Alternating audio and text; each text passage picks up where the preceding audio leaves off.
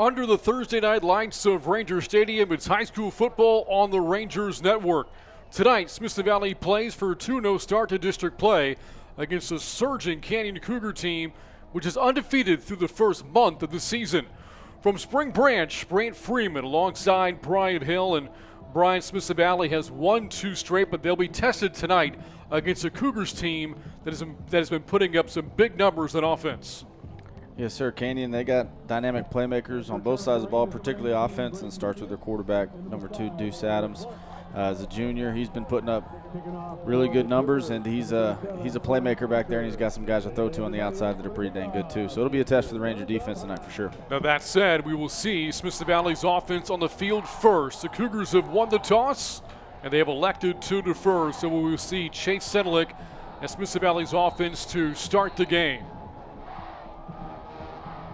Cougars 4-0 in the year, Canyon 3-1. A couple of teams located in the Comal ISD are hooking up for the 32nd time ever.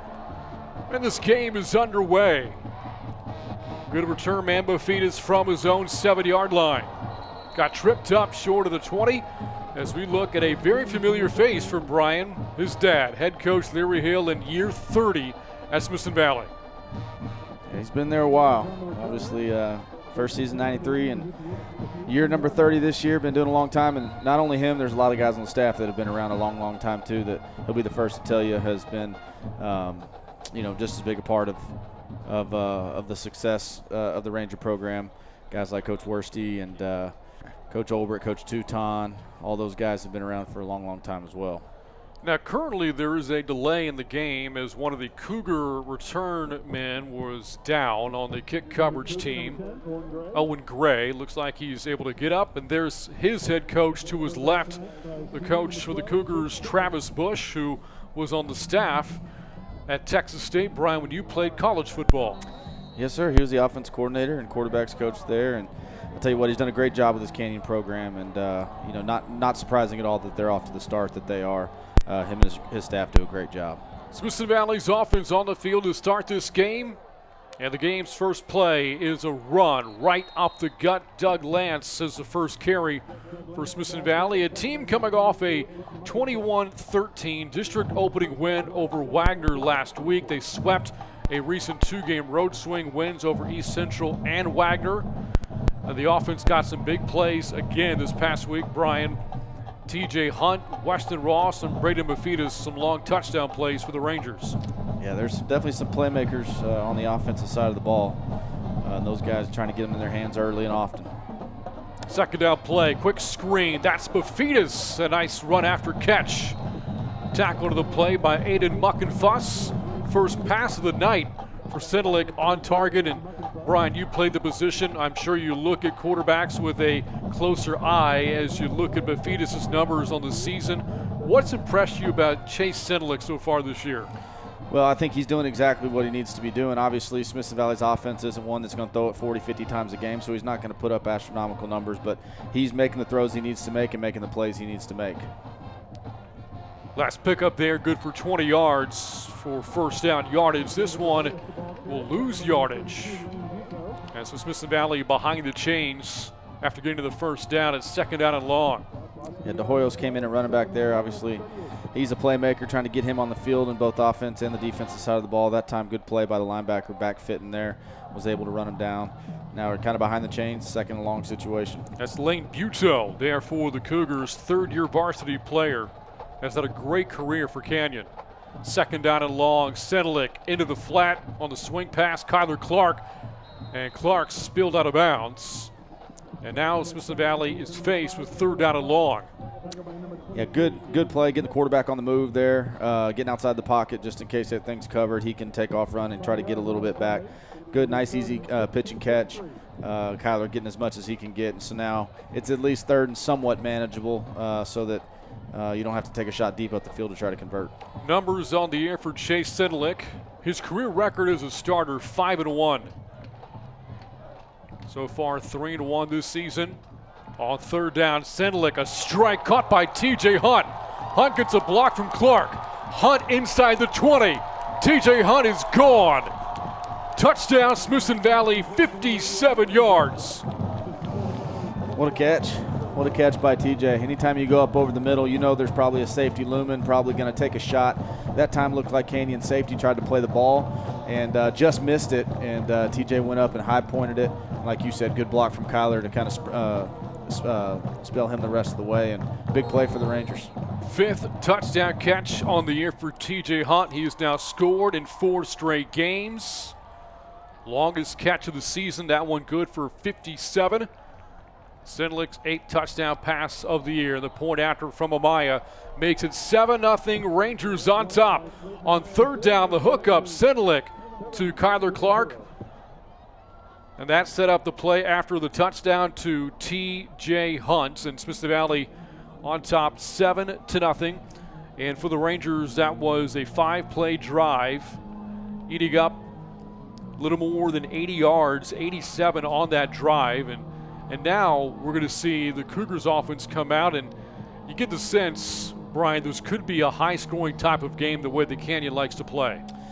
Yeah, I mean, Canyon's been putting up points the whole year, against some quality opponents, quality defense. But Smithson Valley defense is really good, really well coached, and so you know that there's not going to be any blown assignments, and there's not going to, and it's not going to be easy for the Cougars. Now, that being said, they obviously still have some dynamic playmakers on the offensive side of the ball, so there's still going to be a tall task for them. But, I expect it to be kind of a back-and-forth game all night. Cougars return men are back deep. Xavier Nolan is one of them on that right hash mark for Canyon, the other Duke Nagy. But Amaya's got that strong leg. Not sure the returners will have a chance here.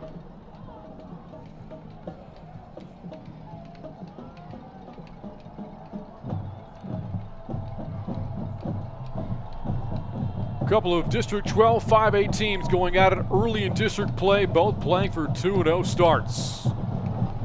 And here's Amaya's strong leg on display. No return for the Cougars. Look back at the touchdown. Sinlick to TJ Hunt. Again, this came on a 3rd down play for Smithson Valley. A 57-yard hookup. And as you look at this again here, Brian, we talked about it. After he made the catch, great separation from Hunt and that block downfield from his teammate. Yeah, I think you're seeing here the play before, but on that touchdown, it was kind of a little inside skinny post route by TJ, and Kyler was kind of clearing it out. So after TJ made the catch, Kyler was in perfect position to kind of peel back there and kind of make that last springing block to escort him into the end zone. Meanwhile, the Cougars at offense for the first time, and there's their quarterback, Deuce Adams, left side of your screen. 15th career start tonight for Canyon, coming off a monster game last week against Bernie Champion in the district opener. Adams floats that one to his brother Eli. Right in the sticks, and good for Canyon first down. And you're going to see that quite a bit tonight. Obviously, they got 2 real good playmakers on the outside with Eli Adams, the quarterback's brother, and also Xavier Nolan. But Eli Adams is their main target, and he's a playmaker. Back to work, Canyon. Little swing pass. Braden Seeley, beg your pardon, and got dumped over there by Lane Richard. And Canyon's offense wants to move quickly for head coach Travis Bush. Yeah, they're going to go quick and try to keep Smithson Valley's defense simple play calls, trying to go fast and catch them off guard. Running play, first run of the night for Canyon. This is Jacob Alcorta. 3rd-year varsity player takes it up to the 45-yard line to make it 3rd down and short. Talked about Adams, the quarterback, his numbers last week. More than 420 yards passing, 5 touchdowns, and no interceptions. Big 3rd down here, 3rd and short. Alcorta, he'll fight for the first down. Richard, another tackle there for Smithson Valley. And the Cougars now into Ranger territory and their first possession of the game. And again, they're going fast, they're going tempo. One thing it does, obviously, it keeps them in rhythm, but also, like we said, the defense doesn't get a chance to substitute or to get an exotic play call, blitz, or anything like that going. So Canyon's offense putting up better than 500 yards per game. Now Alcorta in motion. Here's Adams. Goss the pressure.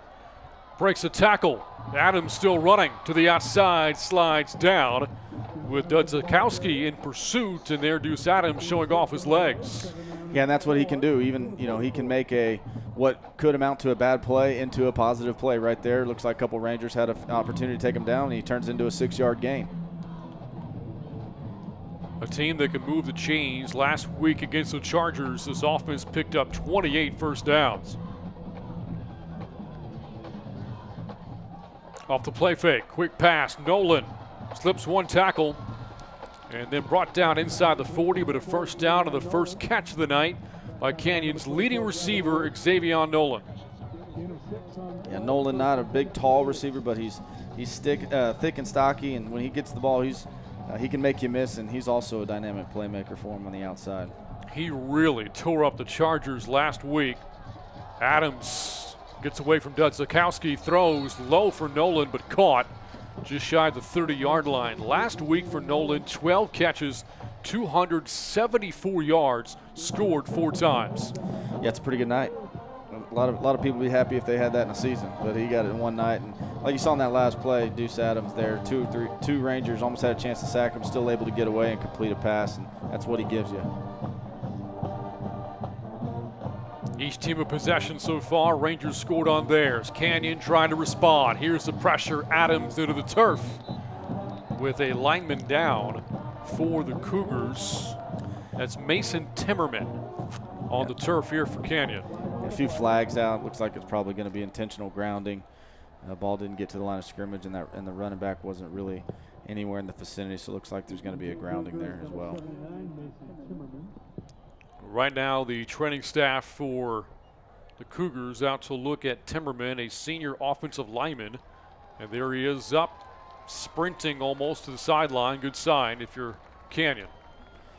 Yeah, glad he's okay. Got up and ran off, so hopefully he just got a bump and he's back in there pretty quick. But again, we got grounding call on Canyon. Good pressure by Smithson. It looked like 3 or 4 guys got through pretty clean, which makes you think it was a screen. But it didn't look like the running back was able to get any clearance there, and so he tried to dump it at his feet, but ball didn't get to the line of scrimmage, and so they called grounding. So 3rd and long. So a Canyon offense, which averaged close to 9 yards a play last week, needs 10 for a first down here. Could be 4-down territory for Travis Bush. Probably is, especially with the playmaker you got at quarterback. You trust him to get you 10 yards and 2 downs. Empty backfield. Here's Adams. Here's the rush. Here's Gavin Woods, and takes him down. Now that might change it. That sack right there, obviously, now it's 4th and 20, and so the chances of getting that are not very good. And then also you got a little bit more room to punt. So what was probably 4-down territory with that sack is now going to turn into a punt. Big stop by the Rangers after a couple first downs, and Canyon's offense was moving down the field pretty good. You look at the numbers for Gavin Woods a year ago, named 2nd team All-States. He's coming off a career-high 22 tackles last week in the win over Wagner. And here is the punt coming, Tyler Selly. Back to return, Mafitas takes a shot, ball is loose. And there's a flag, and could have fair catch interference called here against Braden Seeley. Yeah, I'm not sure. I didn't see Braden. I didn't see him signal for the fair catch, but you still have to give the returner a chance to catch the ball. There may have been contact before the ball reached Mafitas. I'll tell you what, he's brave. Mafitas is a brave returner back there.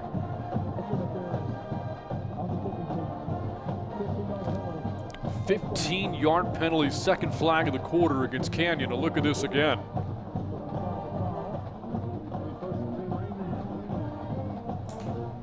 Yeah, pretty close play. Obviously, making contact kind of right as the ball is arriving, and so helps the Rangers get out of the deep end of the territory and starting almost at the 30-yard line, so they'll take it. First quarters have been good for the Rangers this year. With their opening drive touchdown, they have now outscored the opposition to the first quarter 45-7. And here is Brad Sowersby. Ball comes out. Kyler Clark recovers. Smithson Valley dodges a bullet as Sowersby picks up a first down. Yeah, great job by Kyler Clark following the play there. Looks like Sowersby fumbled. Not necessarily, it wasn't a fumble necessarily as much as it was ripped out by the defender. Did a really good job of clubbing that thing and ripping it out, but Kyler was trailing the play, and fortunate for the Rangers was able to be right there and recover it. Smithson Valley's second possession. First ended on a 57-yard touchdown pass, Sedelic to TJ Hunt. Hunt lined up at the bottom of the formation. Sowersby again off that edge, got a good seal block and dancing out of bounds. A couple of good carries so far to start this series for Brad Sowersby. Yeah, that was a little stretch play to the outside. Good job by the right guard, right tackle of sealing that 5 technique there, and then a really good block by the fullback there, Corey Coleman, on the outside box player, and was able to spring him for a nice gain. And again, plus territory, second and short, might see a shot here. Defender there, Lawson Fields for Canyon. Line up at the bottom of your screen. This passing offense for Smithson Valley so far this year, their numbers as Sowersby has a first down. Canyon, of course, has predicated their offense around the pass. And that tells a story here as well, Brian, in that no lead can be safe when facing a team like Canyon. Smithson Valley off to a good start, but a long way to go. Absolutely, and you know that even if you're up multiple scores in the fourth quarter, that it's not over because, like you said, Canyon's offense has put up astronomical numbers so far this year. When they got the athletes they got back there, they can score in a hurry, and especially when they use no huddle and go tempo a lot as well. In the first quarter last week, Canyon trailed 20-7. Wound up winning that game going away by 17 is following a high snap. Doug Lance is able to churn out a few yards as we tick inside of 5 minutes to go in the first, and Smithson Valley trying to build upon a 7-0 lead. Yeah, good job of pulling that one down by Sedelic. High snap, kind of bobbled it. A lot of times when that happens, kind of gets the flow of the playoff, but good job by Lance kind of hanging in there, waiting for the handoff, and was still able to make a positive play out of it.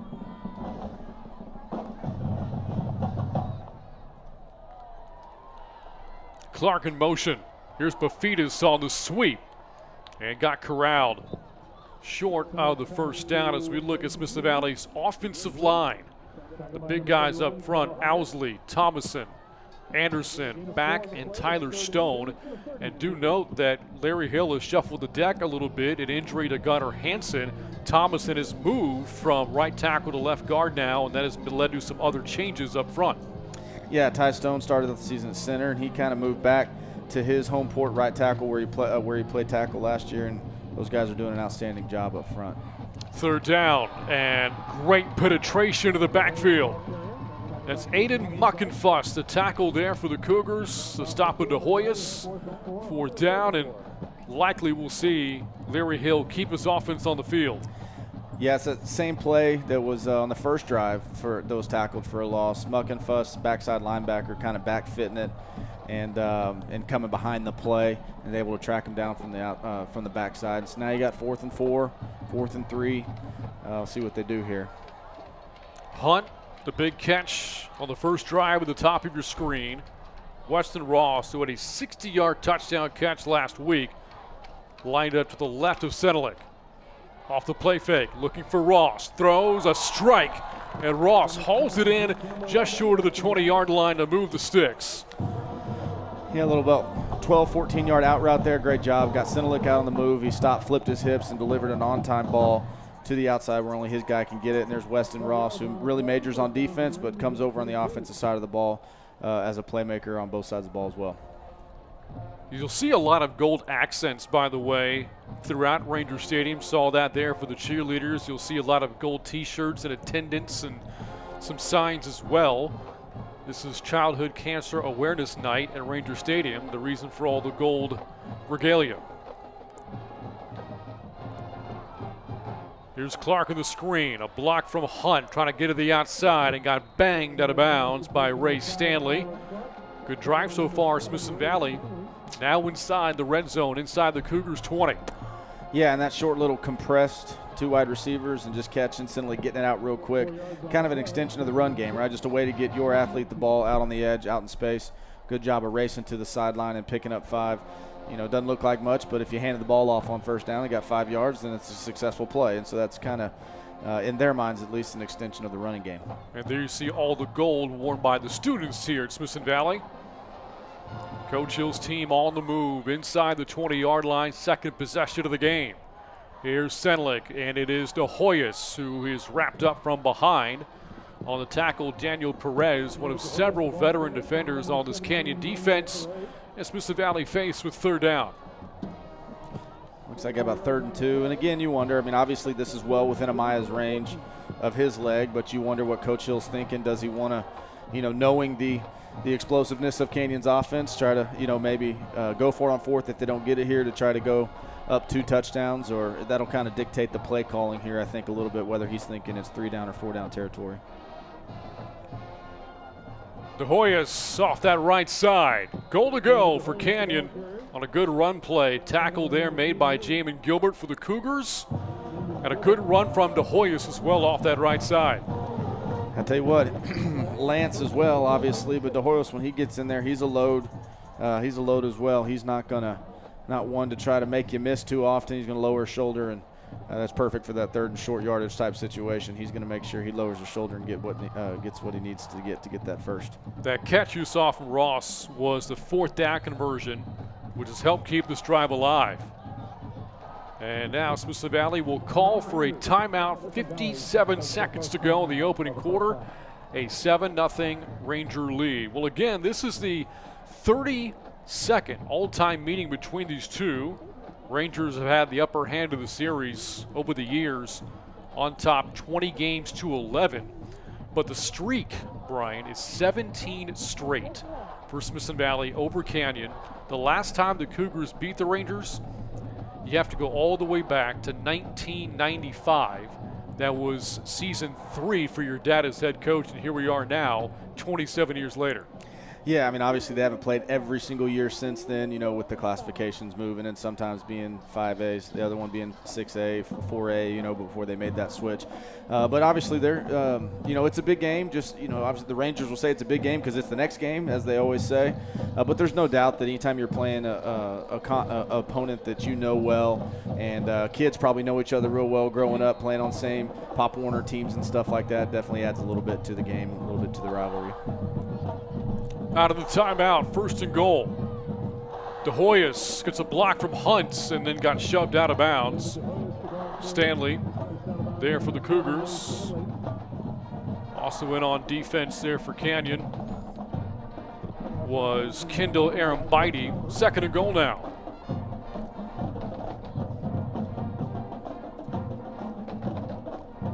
That field condenses. When you get inside the 5, it certainly does change a little bit of what you want to do offensively. Yeah, it definitely limits your, a lot of your what would be deeper passes up the field. So you're either going to run the football or try to have to throw something quick, and obviously the defense is going to be tighter and it's going to be more press coverage, and so definitely limits your playbook. Hunt in the slot, Senlick on the keeper, and Senlick fighting his way down to the 1. Daniel Perez and Stanley combine to the tackle. And that play will end the 1st quarter. Smithson Valley playing for 2-0 District 12 5A start, and they're off to a good start tonight here against Canyon. At the end of 1, Smithson Valley 7, Cougars nothing on the Rangers Network.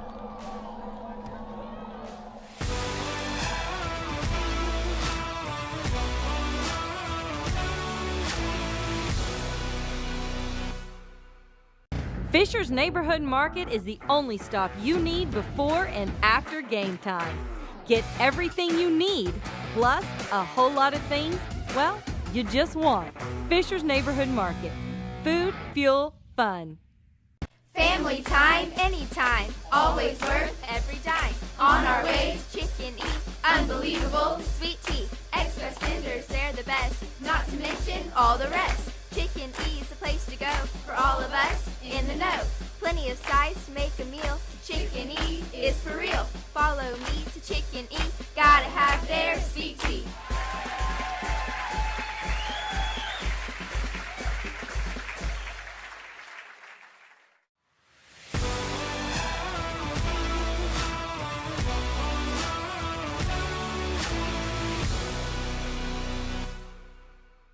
Fisher's Neighborhood Market is the only stop you... Start of the 2nd quarter. First play of the 2nd quarter is a walk-in touchdown for David De Hoyos as Smithson Valley caps off an impressive drive on top now 13-0 running off that left side, and the offensive line gave him plenty of room. Yeah, I think they're going to call a penalty after the score. Tight end Mason Birch there, all he was doing was finishing a block hard, but kind of rolled up on somebody, and they're going to say it was a little bit late. So I think the touchdown will stand, but I think there'll be a personal foul penalty on the back end of it. So DeHoy is able to punch it in for Smithson Valley, who plays both ways for the Rangers, as our head official visits with Travis Bush to talk about the administration of this penalty. After the play, unnecessary roughness. Number 34 of the offense. 15-yard penalty will be enforced on the kickoff. The touchdown is good. It's against Mason Birch for Smithson Valley. But DeHoy is, again, a two-way player. Just 4 offensive touches over the past 2 games, but was featured quite a bit on that scoring drive as Amaya comes out for the point after. 2 seconds into the second quarter and a 2-touchdown lead. And Amaya into that sea of gold behind the uprights. A look now at the District 12 5A standings 1 week into the district season. Smithson Valley, Canyon, 2 of the 1-0 teams in this district, along with Hayes and Seguin, in a very intriguing matchup tonight, Brian. Hayes facing Bernie Champion. Yeah, you know, Hayes off to a hot start, and then and Bernie Champion being one of the perennial powers of the area that has had you know, a lot of good runs of late in recent years, and so.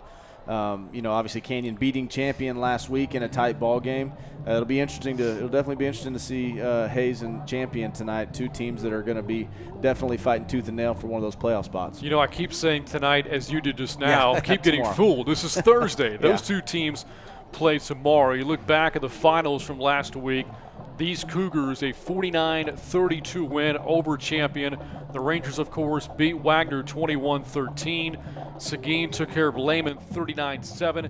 And Hayes, you talked about it, they've been beating up on several teams, unbeaten on the year. Well, they beat MacArthur in the opener last week, 64-14. Yeah, they've been putting up a lot of points, and not just last week, but all year they've been putting up points. And they'll definitely be one of those teams that are there at the end, too. And I'll tell you, that team that you saw at the bottom of the graphic, Wagner, I guarantee you they're not going to stay there. Yep. You know, they're one of those teams that they played a lot of really tough non-district and then opened up with Smithson Valley. They'll be one of those teams fighting and clawing for a playoff spot when it comes down to it as well. Wagner in the game against the Rangers last week, opening third quarter drive, 22 plays, 11.5 minutes, but the biggest number was 0, as in points scored on the drive. Yeah, it took up pretty much the entire third quarter and then ended up not getting any points out of it, but was successful in keeping the offense off the field for that long. But yeah, it's always disheartening when you go that far and, you know, that long and that many plays without getting any points on the board. A beautiful Thursday night here from Ranger Stadium. Smithson Valley on top by 2 touchdowns. Amaya's ensuing kickoff. Nolan from the 6. Xavier Nolan looking for a seam. And there's Jackson Duffy.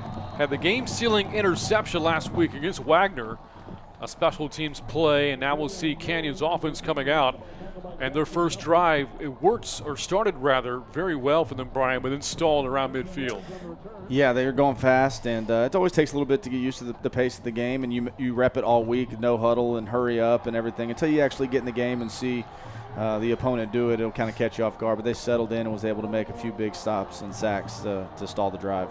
There you see Nolan, big career numbers for the senior. Over 1,200 yards receiving, 14 touchdowns, 9 coming this year. Adams, protection breaks down. Mater chasing in the pass, deflected it, incomplete.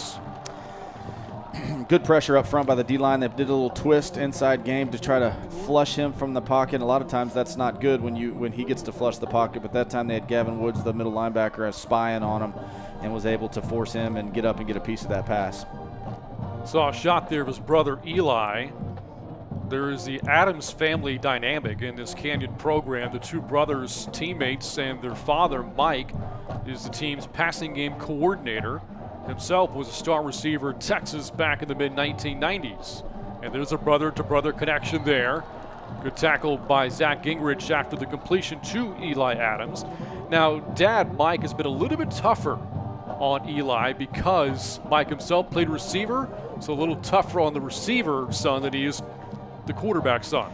Yeah, I bet you that he's equally tough on both of them. But yeah, formerly playing that position, he's probably got a lot of pointers and a lot of things that he can give position-specific tips on that. But both have said they're very grateful to be playing for Dad. Now coaching under Travis Bush. Here's Deuce Adams, slings that one complete. Inside of midfield, this is Sealy. Good play by Adams to move the chains. Another example of him getting out of the pocket, extending the play, keeping his eyes downfield and delivering a dart for a big third down conversion from Canyon. And they're going to go fast and up-tempo. And here's Adams coming out of the play. Quick strike on the screen. And stacked up at the 40 after a gain of 4 yards. And I know it was a couple plays ago, but the kickoff, 15-yard penalty, so Amaya's kicking off from the 25-yard line, still almost gets it to the goal line, and the Rangers get all the way down there almost at the 20-yard line. That was a big kick. Now that's Clayton Amaya for you. And movement up front from Canyon's offensive line. I think the center was moving. Pola new for Canyon. Single snap. Number 55. 5-yard penalty. 5-yard penalty on the Cougars. Second down and 10. Again, you look at Canyon's offense last week, putting up 49 against Bernie Champion. They averaged better than 6 yards per rush, 17 yards per completed pass, and close to 600 yards of offense against the Chargers last week. Yeah, and they could score in a hurry too. So even though the Rangers are up 14-0, it's by long ways from running away with it. First carry of the night for Daniel Bastian, Canyon's leading rusher. Had a touchdown last week against the Chargers. That's going to make this 3rd down and 9.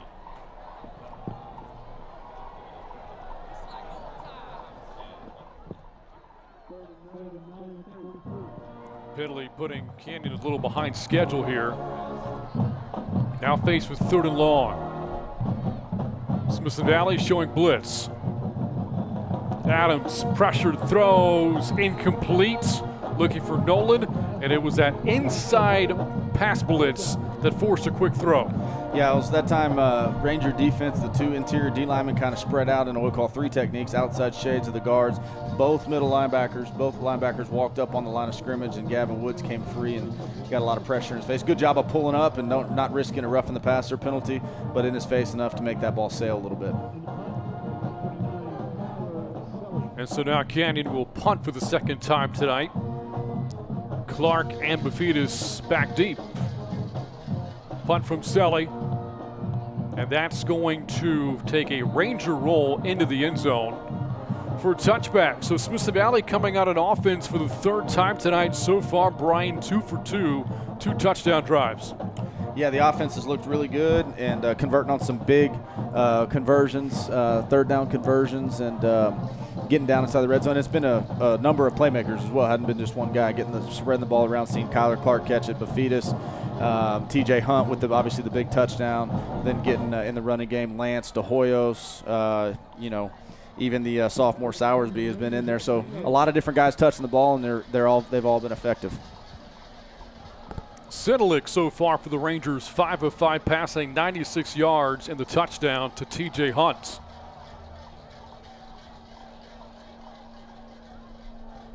First down for the 20. Off the play fake, Sedelic to the outside. A good block from Bafidis. And then escorted out of bounds, strung out by Lawson Fields. A positive pickup there on first down, but a short one. It's 2nd and 8. Yeah, that was it looked like a design quarterback run there, kind of fake one way and have the O-line pull. I'm not sure if he was reading anybody or not, but then having one blocker and Bafidis out there in front.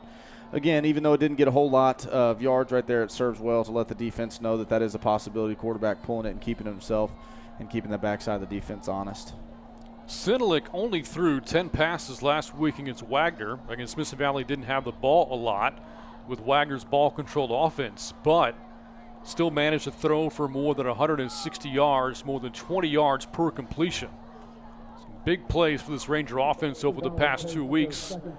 And now Larry Hale will spend his second timeout. And you saw that offense on display 2 weeks ago against East Central. At the time, Brian, a good bounce-back effort after a tough loss to Harker Heights the week prior. Yeah, going back to that Harker Heights game, you know, the offense was moving the ball quite a bit, could just never really finish on drives, either stall out or they'd get a penalty or a turnover or something like that that always seemed to hamper the drives and not really be able to get over that hump to create that play that would get the scoring opportunity, even though they had a lot of opportunities to do so down inside plus territory.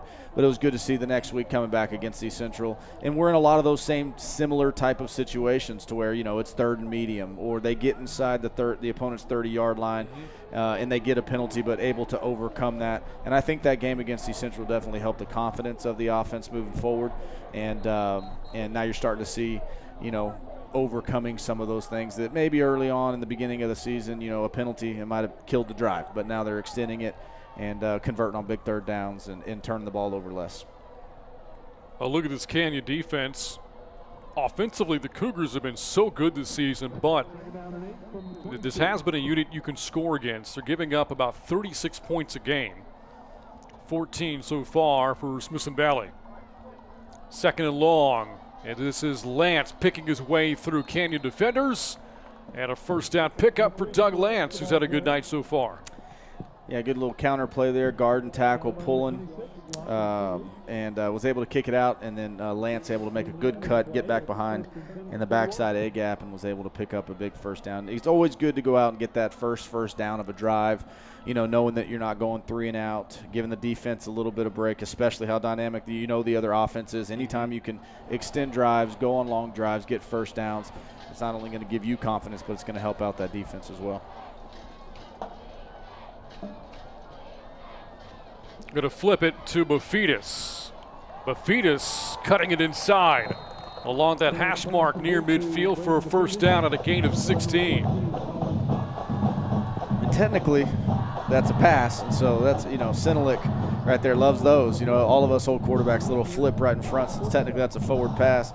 I think the one last week, Wagner, the long run, was technically a touchdown pass. And so, you know, Senelik, I know, is a big fan of that, just like I was back in the day. Bafidis has put up close to 400 all-purpose yards this year, but every time he touches the ball is picking up 15 yards. Big weapon for the Rangers on offense and on special teams. Lance off that right side, powers his way inside the 45-yard line. Lance, another big chunk on the ground. That one's good for 7. Yeah, and going back to Bafidis, you know, sometimes he lines up a receiver, sometimes he lines up in the backfield as a quote-unquote fullback. Obviously, he doesn't have the build of your prototypical fullback, but like I said, he's tough and he's fearless, so he goes in there and does the blocks just as a normal fullback would. But it's another opportunity to get him in a different position to get him the ball, and you want to get your playmakers the ball, so you're going to see him moved around a lot in the different various sets tonight on offense. Give him 9 of the play, second down and 1.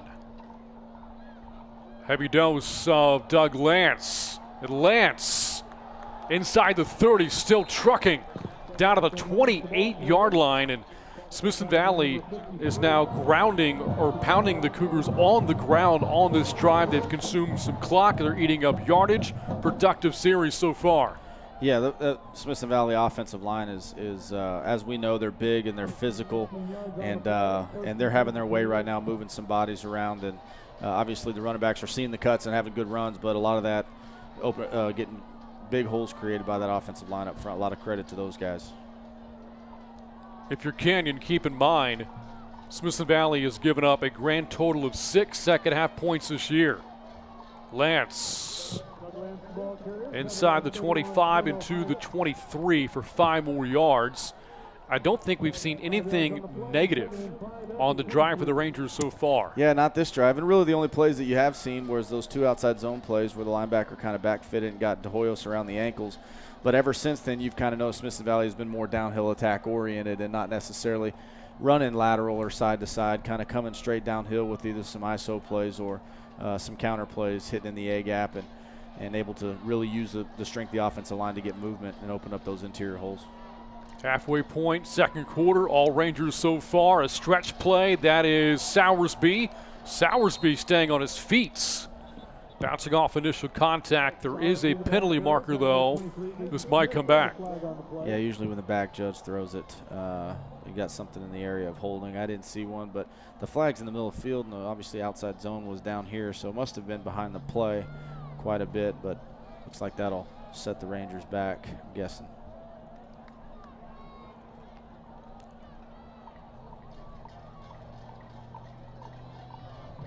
Personal foul. Face mask. Oh. 53 of the defense. Half the distance to the goal. So tack this onto Kendall Arambide for Canyon, a face mask penalty. And Smithson Valley's now got goal to go inside the 10. Yeah, it's a defensive lineman, so must have been gotten his hands up underneath one of the offensive linemen's face. Because like I said, we didn't see it on the runner, so and it was behind the play, so it must have been him getting his hands up underneath one of the offensive linemen's face mask and grab and hold. Saw on the sidelines for Smithson Valley cheering his team on, Freddie DuBose. Of course, a big weapon at wide receiver, but suffered a season-ending knee injury in the opener against Reagan. Smithson Valley has established playmakers, though, in his absence. This is a run off the right side, but Fetus slams his way into a defender and into the end zone for the touchdown, trucking right over James Sobervia, and Smithson Valley now on top 20-0. Like we just talked about 2 or 3 plays ago. I mean, any way, anyhow you can get the ball in your playmaker's hands, and obviously Bafidis is one of those guys. We see the reverse, many throughout the years. They do it in a variety of different ways. It's not always the same way they run the reverse. That time they did it off what looked like their counter play. And Bafidis got to the edge, and anytime he gets the ball with space, he's dangerous. A long 80-yard drive for Smithson Valley. Ending on the 9-yard run from Bafidis. Here is Amaya with the point after. And Smithson Valley rolling on top 21-0. 5:31 to go in the second quarter on the Rangers Network.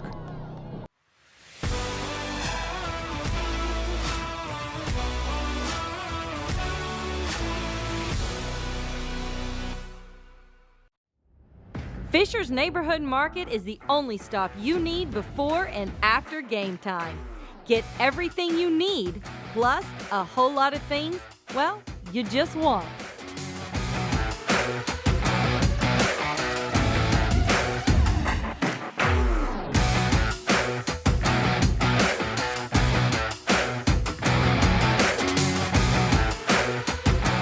Fisher's Neighborhood Market. Food, fuel, fun. You're spending more time at home now than ever, so why take chances with your comfort? That's why you need Air Clinic. Our comfort advisors ensure your home is the perfect temperature year-round. Let us put on a comfort clinic for you. Feel Air Clinic quality today. A look at UTSA head coach Jeff Traylor checking in at Ranger Stadium tonight with Smithson Valley on top 21-0. What a job he's done with that program. Now his 3rd season. UTSA just got done battling Texas this past weekend. They've had some memorable games so far. That opener against Houston, which went to overtime, an overtime win over Army. And has done a very, very good job in San Antonio with that program. But of course, his quarterback is Frank Harris. He used to be in the Rangers district playing at Clemens. That's a kickoff into the end zone for a touchback. Brendan Brady is UTSA's featured running back. He, too, a product from Smithson Valley's old district, Brady from Steele. And so Jeff Traylor has done a very good job in recruiting and building off of homegrown talent in San Antonio. Yeah, he's very proud of what he calls the 210, obviously the San Antonio area code, and it's an honor for those guys. If you're going to wear that single-digit number, it's an honor for him, and he does a great job of recruiting San Antonio. And there's a former Ranger as well, Trey Moore, who's a starting outside linebacker for UTSA right now, doing a great job for those guys. And so he's doing a phenomenal job recruiting this area, and obviously got that program off and running. Swing pass and a good run after catch from Harris Gilliam for the Cougars. First down play that'll move the change for this offense, trying to get something going down 21-0. And they certainly can get it going fast. They're big plays, and obviously they're hurrying up the line of scrimmage and going quickly as well. Correction, that was Elias Gonzalez on the catch. Gain of 11. And that pass high, caught by Nolan. What a catch. near midfield, showing off his athleticism. First down, Canyon. Yeah, good throw, a little corner route there. Good move at the top by the receiver, and good ball by Adams. Went up and got it, high pointed it. And again, big first down, get the drive moving. Third catch for Nolan in the game. 7 minutes gone by here in the second quarter. Quick screen. Nolan makes a man miss. No, he doesn't. Dudzikowski able to hold on with that one hand. That'll bring up second down. Yeah, a little hitch screen out there. Good job by Dudzikowski coming from his outside linebacker position. Looked like, it looked like Nolan was about to make a miss, but hung on to the jersey there and able to stop him for no gain. Cougars were looking for a horse collar on that tackle. Gonzalez in motion. Here's the rush. Adams steps up, heaves that one, and it is almost picks. Gingrich got in the way of the pass for Duke Nagy. That'll bring up third down and 10, and Canyon fortunate not to turn the ball over. Yeah, pressure again applied by that guy, Gavin Woods. He's on a spy on the quarterback and dropped back to pass, and he inserted late on the blitz. And I'll tell you, that tells you how good an athlete Deuce Adams is making Gavin Woods miss. And usually when Gavin's got a free shot, he doesn't miss. Third and 10. Screen, it's high, and that one's almost picked. So the screen by design allowed free rushers, but they got in there too quickly. And with that, Canyon will punt the ball away. Again, their head coach, Travis Bush, and we saw a shot of Jeff Traylor as you look at the Rangers' defense and turnovers forced. Well, Travis Bush, once upon a time, was an assistant at UTSA under Larry Coker.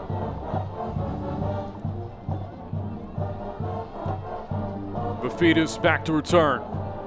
Fair catch at the 16-yard line with 4 minutes and change to go in this first half.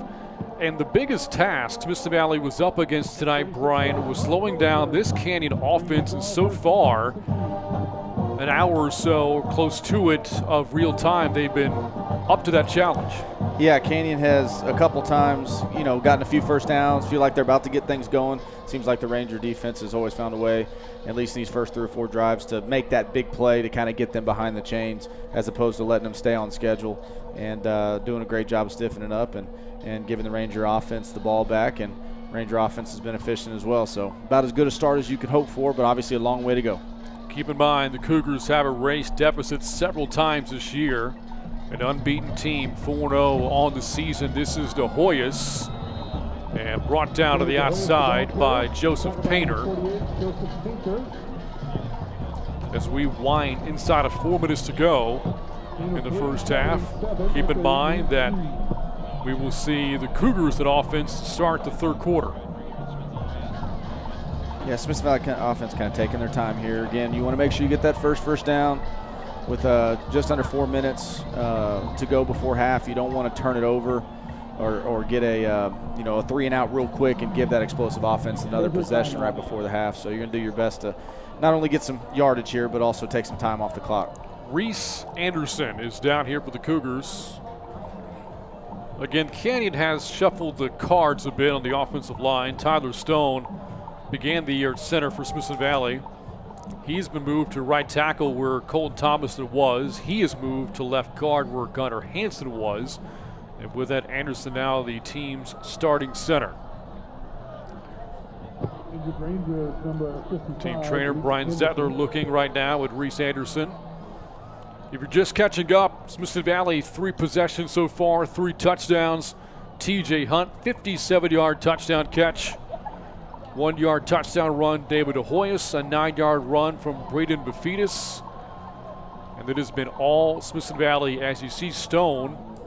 And maybe ready to come back in the center spot here for Smithson Valley. Yeah, it looks like Stone will move back down to center where he kind of started the year. So we'll see who kind of comes in and takes his right tackle spot where he's vacating from. But, obviously hope that Anderson's okay. But next guy up mentality, and, don't expect much of a drop-off, if any at all. Getting ready to rock and roll. And again, trying to get that first down, then you can kind of start worrying about maybe going down and scoring. But want to make sure that you get that first one under your belt. Just saw DuBose again at the sidelines there for Smithson Valley. Stone back at his center. On 2nd down and 7, De Hoya stumbled a bit in the backfield, keeps running. And De Hoya stumbles across the 30-yard line, but not before another first down pickup with this offense. Yeah, that was one of those ones where an athlete is being an athlete. It wasn't perfectly blocked, and he broke 2 or 3 tackles, made another guy miss, and then that last one kind of tripped him up a little bit. And if that last guy hadn't tripped him up, he's probably still running, just crossing the end zone for a touchdown there. 8 carries so far for David De Hoyas, a commit to Texas Tech to play baseball. Was a part of Chad Cale's state semifinalist team on the Diamond 2 years ago. On first down, this is Buffetus, or check that, Senelik on the keeper. Senelik's in no man's land. Drop for a loss. Lawson Fields, a stop there in defense for the Cougars. One of their better defensive plays so far in the game. Yeah, it looked like they're kind of, so often they have brought Buffetus in motion, flipped it to him. So that time trying to break some tendencies and, fake the flip to him and Senelik keep it out the backside. Canyon's defense stayed home, did a good job. Big loss there. So again, now you're back in that position to where 2nd and long, make sure that you keep that clock running so you don't give that Canyon offense another possession this half. Fields, one of several seniors on this Canyon defense, looking for a stop late in the first half. Senelik, after a shoulder fake, going to connect with Hunt. Breaks a tackle, and Hunt's got 20 yards and the first down. What a big-time target TJ Hunt has become. Absolutely, and great job by Senelik, great ball. It was a double move. They kind of faked that quick throw that they always do on a little bubble screen, and then the guy who usually blocks for him, TJ, faked for a second and then hit that seam. Safety playing over the top. Great job by Senelik firing a dart in there, what we call a hole shot, as opposed to putting a lot of air under it where maybe that safety could have come over the top. Big catch and a big first down. Again, since the injury to DeBose, TJ Hunt has stepped up in a big way, averaging close to 20 yards per catch. Team's leading receiver. Already a touchdown tonight. A fake reverse, and here's a deep shot looking for Hunt. He's got him in stride. Separation. He's gone. Touchdown, TJ Hunt. So Buffetus scored on a reverse earlier, and so this time they brought Buffetus, condensed him down. Quarterback Senelik faked the initial handoff and then actually faked the reverse to Buffetus. And again, there's TJ on the outside, faking like he's blocking for the reverse, kind of biding his time, and then he bursts and gets behind everybody. So again, building plays off of other successful plays. The reverse has been so good, so they fake the reverse, and they kind of have a stalk and go by one of the receivers, gets behind everybody. Good ball by Senelik and a big touchdown there to make it 4 scores. TJ Hunt's first touchdown tonight, 57 yards. That play, guess what? 57 yards. The numbers tonight for TJ Hunt: 3 catches, 134 yards, 2 touchdowns. I'm not very good at math, but I think that's a pretty good average. That is a really good average. I think we need to find them anytime we're around that 45-yard line, 43-yard line, 57 yards out. I think we need to dial up a play to get it to TJ. You're looking at an average of about 40 yards or over 40 yards per catch for TJ Hunt. Chase Senelik's night, by the way, 8 of 8 passing for $189, the 2 touchdowns. There were some question marks, as there are every year for a quarterback taking over a program as a starter entering the season. And Chase Senelik has answered those questions so far. Now, a touchdown to interception ratio of 9-0. He has a really good grasp of what Larry Hill wants in offense. Yeah, and again, he's staying within himself. And again, what we talked about earlier, it's not one of those offenses that they're going to throw it 40 times a game and he's going to put up 400 yards, 300 yards every single week.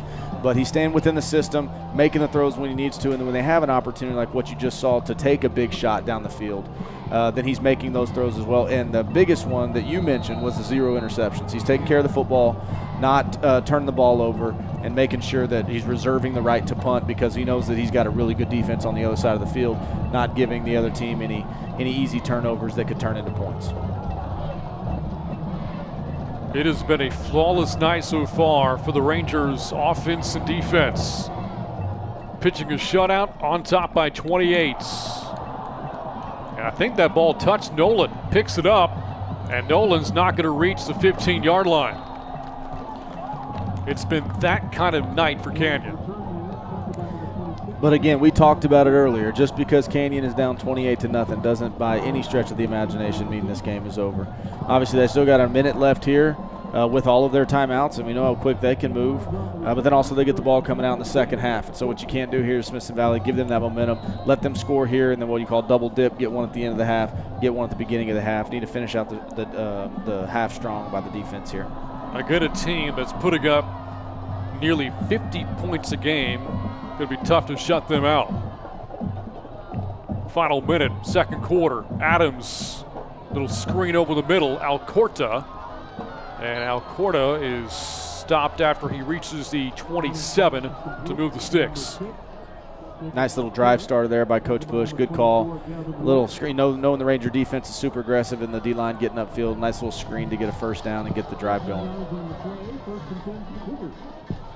A lot of screens so far with this Canyon offense. Under 40 seconds to go. Adams, backside pressure coming from McLean Garrett. Ball is loose. Picked up, dropped, a fight for it. And Smithson Valley has recovered. Great hustle, great backside pursuit by McLean Garrett. Deuce Adams never saw him coming. He was looking at keeping his eyes downfield, and McLean sprinting from the backside, able to put a hit on him and fumble. Looked like a couple guys had an opportunity to recover that fumble, but Rangers ended up on it.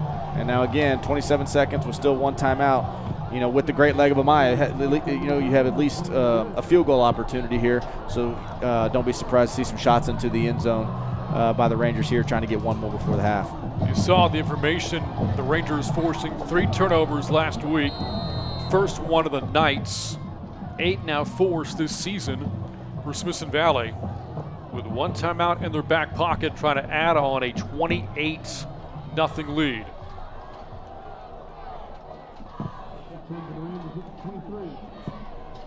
On first down, it's a flip. Clark looking to throw over the middle, and he's got a man, but incomplete for Birch. That'll bring up second down and 10 with 21 seconds to go. Very similar play to what they scored on with TJ Hunt, but instead of quarterback faking the reverse and him throwing it, they actually flipped it to Kyler, who played quarterback in middle school and as a freshman, and he threw one to Birch on the little crossing route, had the ball in his hands, wasn't able to bring it down. But again, getting creative with the offense, trying to build plays off the things that have been successful for you already. So I wouldn't be surprised to see Sinalik get out of the move here, kind of maybe a half roll and throw one of those deep out routes, or some sort of combo down here with the 2 receivers down into the field. Second down and 10. Here's Sinalik throwing complete. Hunt takes a shot inside the 10 on a hard tackle from Owen Gray. And there is a flag back at the 23, or make it the 23-yard line. Looks like it's going to be offsides on the defense. Got the defensive end up top, got a little quick jump. Looked like it'd be a declined penalty. So you got 15 seconds here, one timeout. So in theory, you can still run the ball. But being on the 7-8 yard line again, I would imagine maybe getting Chase on the move a little bit, give him the option to run or throw where he can get outside the pocket and maybe keep it himself. You do have one timeout in your back pocket, but I'd expect to see either a quick throw, a slant fade, or maybe getting Sinalik out on the move here. See Jeremiah Jenkins on that Ranger offensive line, with Reese Anderson leaving earlier at center. Jenkins now is taking over at tackle. First to go for the 8, one timeout left. Off the Canyon turnover. And this is Lance, and he got stuffed. And that should lead to a timeout for Smithson Valley, and does. Looks like Lance lost his helmet there. He'll have to come out of play. Smithson Valley's last time out, so now you really expect them to maybe take they got time for 1, maybe 2 shots into the end zone before bringing the field goal unit out. You know, you want to capitalize on that big turnover. Probably going to kick a field goal if they don't convert or they run low on time.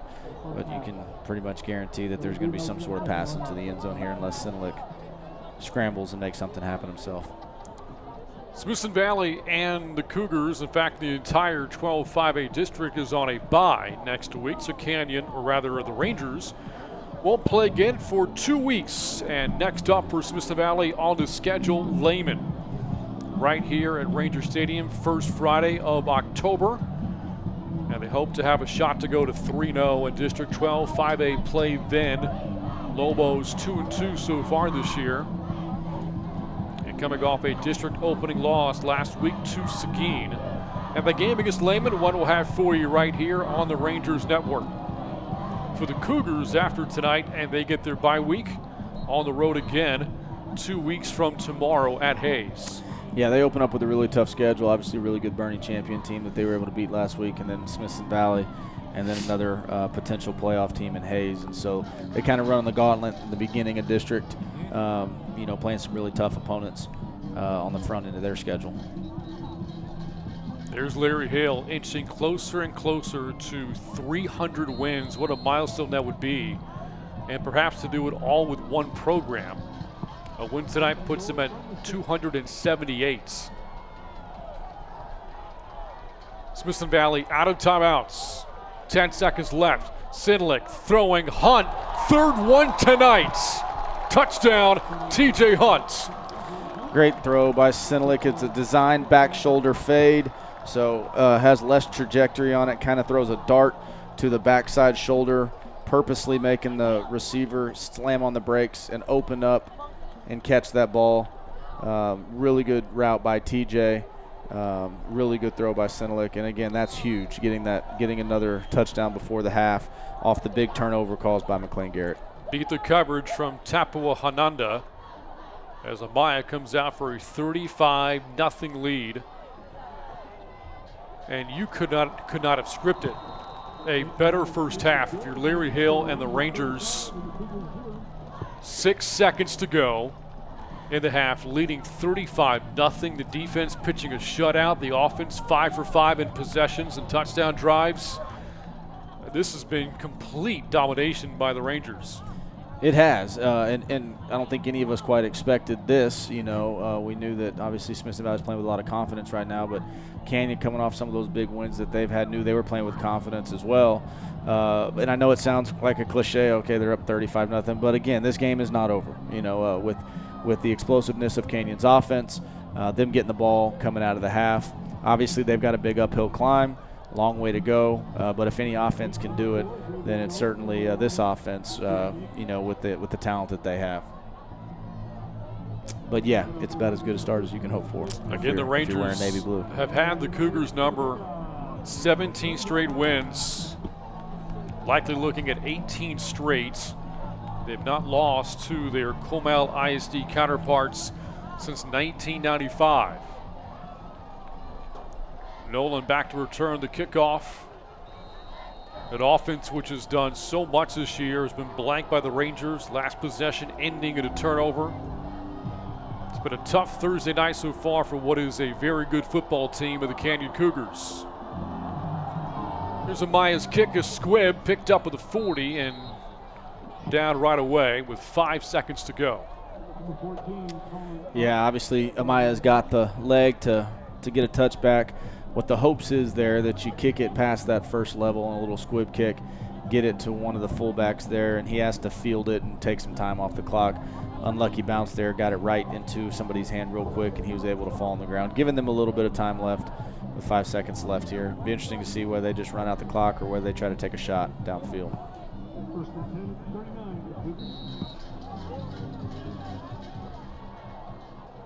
Adams, who threw for more than 400 yards last week, just 89 yards passing in this first half. And there's 1 second left on the clock with that completion, inching the Cougars a little bit closer for a Hail Mary try. Looks like Canyon's going to take a timeout here, talk about whether or not they want to take that shot down the field. The last possession that they had, they were trying to kind of go quick in a 2-minute drill, and they ended up taking a big sack. That's something they certainly don't want to do here. So they may or may not take a shot, but they're going to take a timeout to kind of talk about it and make sure everybody's on the same page. The last Canyon possession ended on a sack fumble forced by McLean Garrett, and this front four for Smithson Valley has played very well all year long. You look at Garrett and Noah Herring, each defensive end, interior defensive lineman Dylan Goss, Jackson Maynard. And the front fours really helped set the tone for what has been a very stout Smithson Valley defense this year. Yeah, absolutely. I mean, the defense has played well all year long. Coach Worstey and his defensive staff do a phenomenal job. And those guys know every week what exactly their assignment is. They fly around, they play. You know, they're pressure-oriented defense. They're attacking up the field. And that D-line has done a real good job of creating pressure all year long and freeing up those linebackers like Woods and Richard and Dudkowski and those guys to be able to kind of have free reign to make some plays themselves. Time for one more play in the half, barring a defensive penalty. Quick screen, Seeley. And he's going to fall extremely short of the end zone. What a dominant 24 minutes for Smithson Valley. They go into the locker rooms with a commanding 35-0 lead over Canyon. Chase Senelik more than 200 yards passing. TJ Hunt 3 touchdown catches. A shutout for the defense. And the Rangers on top 35-0 at the end of the first half.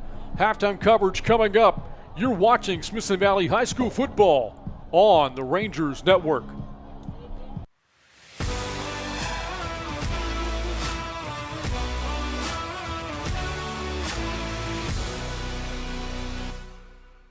Imagine a new technology in teeth whitening that is able to get better results than ever before that is specific to your teeth whitening goals. Summerhill Dental has it, and it's called TheraSmile, a new method of teeth whitening that can change your smile dramatically after just one session. If you've stopped whitening your teeth due to messy trays, sensitive teeth, and a need for multiple treatments, come to Summerhill Dental and try TheraSmile today. You're spending more time at home now than ever, so why take chances with your comfort? That's why you need Air Clinic. Our comfort advisors ensure your home is the perfect temperature year-round. Let us put on a comfort clinic for you. Feel Air Clinic quality today. Fisher's Neighborhood Market is the only stop you need before and after game time. Get everything you need, plus a whole lot of things, well, you just want.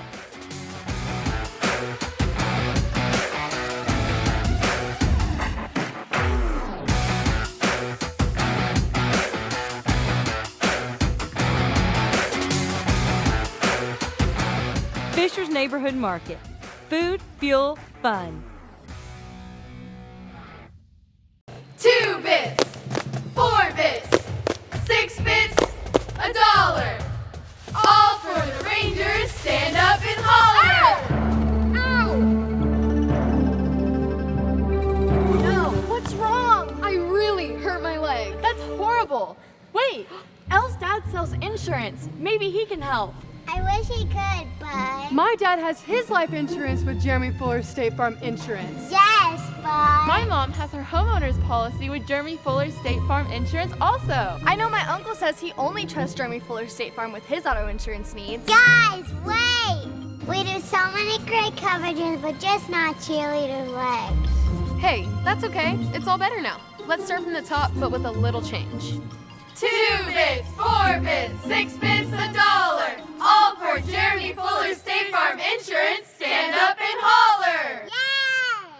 You're spending more time at home now than ever, so why take chances with your comfort? That's why you need Air Clinic. Our comfort advisors ensure your home is the perfect temperature year-round. Let us put on a comfort clinic for you. Feel Air Clinic quality today. Fisher's Neighborhood Market is the only stop you need before and after game time. Get everything you need, plus a whole lot of things, well, you just want. Fisher's Neighborhood Market. Food, fuel, fun.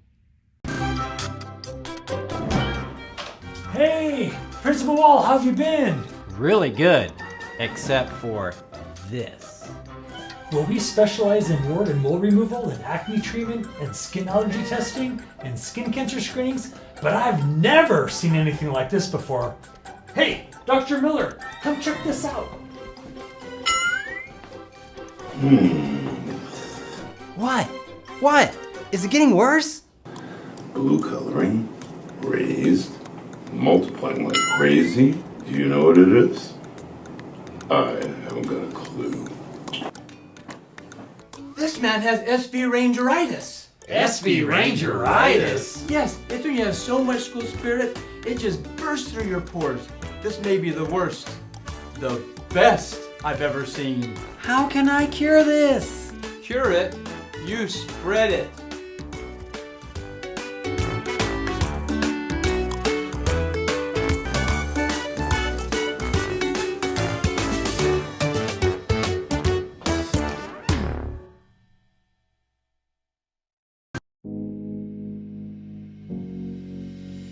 You are the recipient of the 2022 GVTC Foundation Richie T. Sorrells $25,000 scholarship.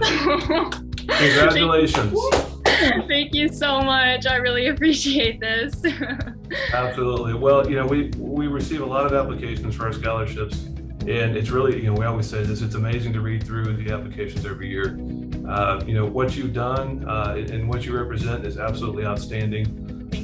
We're honored to have the scholarship for you. Richie T. Sorrells is our president and our CEO and our founder of the GVTC Foundation, and this scholarship means a lot to him. So we're very excited to have you as the recipient this year. So congrats to you. Thank you so much. I really appreciate it. Thank you. You are the recipient of the 2022 GVTC Foundation Vocational Technical $5,000 scholarship. Congratulations. Oh, thank you. Congratulations to you. So we really enjoyed your application and what you plan on doing once you leave high school. So fantastic to have you as our recipient this year. Oh my gosh, I'm so excited. Okay, well, you need to thank Mrs. Ward because we want to congratulate you. You are the winner of the 2022 GVTC Foundation Ola Armstrong $15,000 scholarship. Congratulations. Congratulations to you. Thank you so much, sir. Oh my gosh. Everyone's proud of your accomplishments. It's fantastic reading your application, seeing all the great work that you've done. Really excited for your future, and we're really happy to honor you with this scholarship. So I'm planning to go to Bowdoin College, and I'm gonna do government and legal studies. So I'm thinking about becoming a lawyer. So I'm gonna be attending Texas Tech University, and I'm either going to I wanted to major in dentistry, but I may be doing interior design instead. I still have to make that decision. I've recently decided to officially attend UT Austin. So I will go to school there for my undergraduate and study economics there. So I'm super excited about that.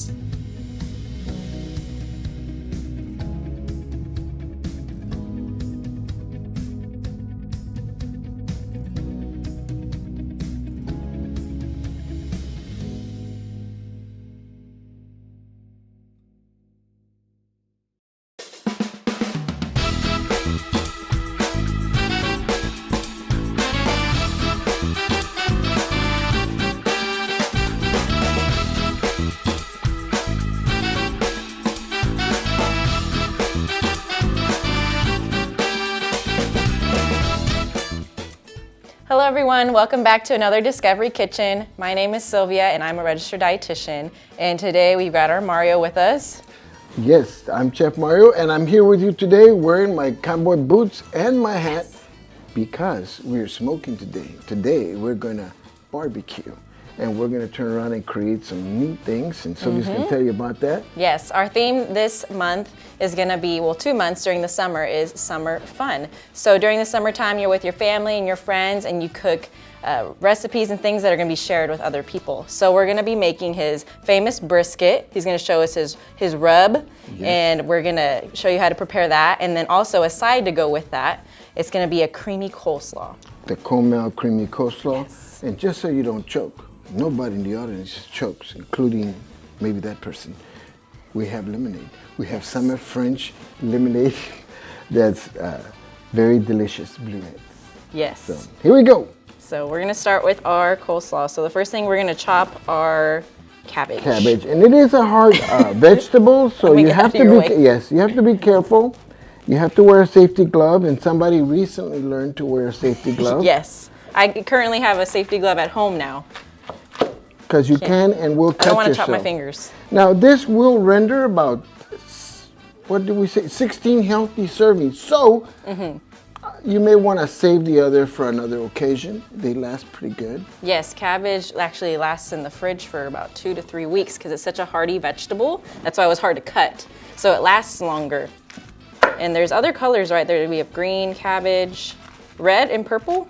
Yeah, and that's about it. And I'm going to remove this bone here, okay? Okay.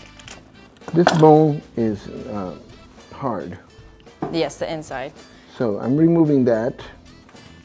And because cabbage is a hardy vegetable, it means it has fiber. So fiber, as we know, is really good for our digestive health, keeps things moving, and we don't get enough fiber, so cabbage is a really great vegetable. And you just want to shred it, you know? Yeah, that looks good. Shred it a little thin as you want to go. And once you get to a certain point, you take and you chop it about 3 more times. And then you just kind of like break it up. Why did you choose purple? I like color. I like cooking with color. Tell us about color and cooking. Yes, color means that it has a lot of different vitamins and minerals. We want to eat the rainbow, so we get all of those. Because if we eat this, and it looks better on your plate, it's kind of boring to eat the same color food all the time. So, makes your plate more fun.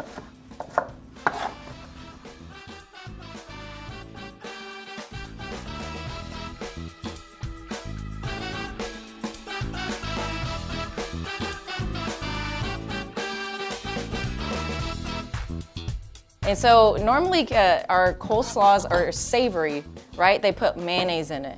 But we're not doing that today. And today I'm not going to do that. People like vinegar. Yeah, vinegar too. Oh, I'm not on the vinegar side. Unless it's going to end up being like a red wine vinegar, then I just say, well, skip the vinegar and just go to the red wine. Because what is that vinegar? Fermented red wine. Red wine, okay. So, Chile red wine. Anyway, sorry about that, children.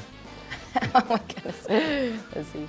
So let's see, what we're adding, instead of mayonnaise or something like that, what are we doing? We're going to add vanilla yogurt. Vanilla yogurt. So this is a sweet coleslaw. Right. It's really good. And we could go Greek.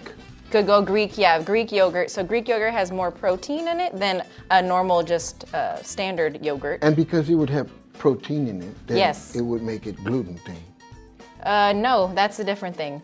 So most yogurts are gluten-free, unless, you know, they have some weird ingredient in there. Greek yogurt just means it has more of the milk protein, and that does not contain any gluten allergy in there. So you're going with just this sweet vanilla? Sweet vanilla yogurt. And you don't have to add any more sugar to it. I mean, unless you're like me. Really like it sweet, but we're gonna add some more things. That's gonna make it sweeter. Yes. Yes. And yogurt is really good for you. Like we said, it has protein. It's a really great dairy product. Also, if you get low fat, even better. You just gotta be careful with the sugar amounts in yogurt. Sometimes I can add a lot of sugar in there. Low fat? That's a low fat one, and just make sure it doesn't have too much sugar and you'll be good. According to your recipe would be golden raisins and cranberries. Yes. I went a step further.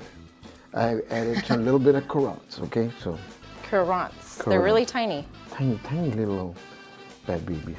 Yes. And dried fruit is really great because you can get it at almost any time of the year. And they're always really on the shelves, right? You don't have to wait until they're in season, right? With normal fresh fruits. Because these are dried when they're peak season and they're sold to you all year round. And they have all the same nutrients as the regular grape would have, right? Raisins are dried grapes. All the nutrients are still in there, so you won't be losing out on that. You can use it for so many dishes. Yes, so many things. And it adds a sweetness without really adding, you know, real sugar to it, granulated sugar. Although they do have sugar in them. And you can serve this immediately, right? Or you can hold it in the fridge. You can hold it in the fridge if you want to until your brisket is ready. So. Yes, and that'll be next. So perfect. So I would say, to answer that question, I would say even at least an hour to 30 minutes in the cooler is grand. And why? Because it gives an opportunity for all of these ingredients to fuse. Oh! We almost forgot an important ingredient here, our pineapple. I'm glad that we have Sylvia on board, believe me. You probably thought it was just a decoration. Yes. You got distracted. So now we're going to cut our pineapple. So another sweet thing is going to make it taste even better. And this is golden pineapple? It's a golden pineapple, Golden. so you notice the color. And it's real sweet. It's small, so it's personal. Let me move this over here, Mario. Right there. I'm glad you stopped me before I got everything home. Yes. Let's see. Pineapple is very, very, it's a tropical fruit. It's very tangy. If you eat too much pineapple, sometimes your tongue kind of hurts. It's because it has a certain protein in there that is used to marinate like meats and stuff, and so that means it breaks it down. So when you eat a lot of it, it kind of breaks down some of the things in your mouth, but you'll be fine. It's not gonna harm you. Your mouth just might hurt a little bit. And since it's yellow, it has a lot of vitamins and minerals, especially vitamin C, which is good for your immune health and fighting off bad germs and stuff like that.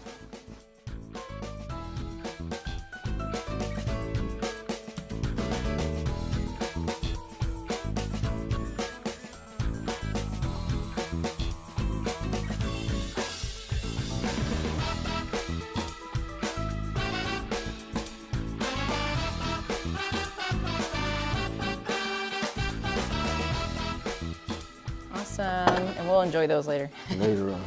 Awesome. Put them in there to preserve them. All right. All right, so now we're almost done. Yeah, go ahead.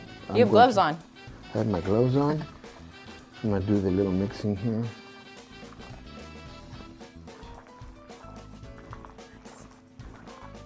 So this is gonna be our side dish, right, to our brisket. To our brisket. What are other things we could serve it with? Oh, this is a great dessert. Oh yeah, you're right. You It's could a have great it straight up dessert. as a dessert. As a dessert, you could have it as a side. And you know, you could save it for sandwiches. Okay. It's part of a salad. Yes, I could see that being like a topping additive to a green salad. Mm-hmm. Center of the salad, if you will. Mm-hmm. Just to wake it up. And again, the sweetness, and it's natural sweetness. Yes, although it's still sugar, you know, probably don't want to eat the whole bowl, but it is coming from a fruit source. So eating it with a fruit means it comes with other vitamins and minerals and nutrients. It's packaged in a better package than straight sugar. Correct. And Awesome. So, So we're gonna put this here, put it off the side. and while we have that there, we're gonna get our brisket together. So we're gonna get that stuff. We'll be right back. We'll be right back. I'm gonna go light my pit. Yes. Take care. All right, everybody, we're back, and we've got our brisket station set up. So we're gonna just jump right in. So what's the first thing, Mario? Well, I'm gonna get started, and this is gonna be kind of my mixing bowl to create my mud. Yes. And this is this rub that we're about to make is gonna considered a wet rub.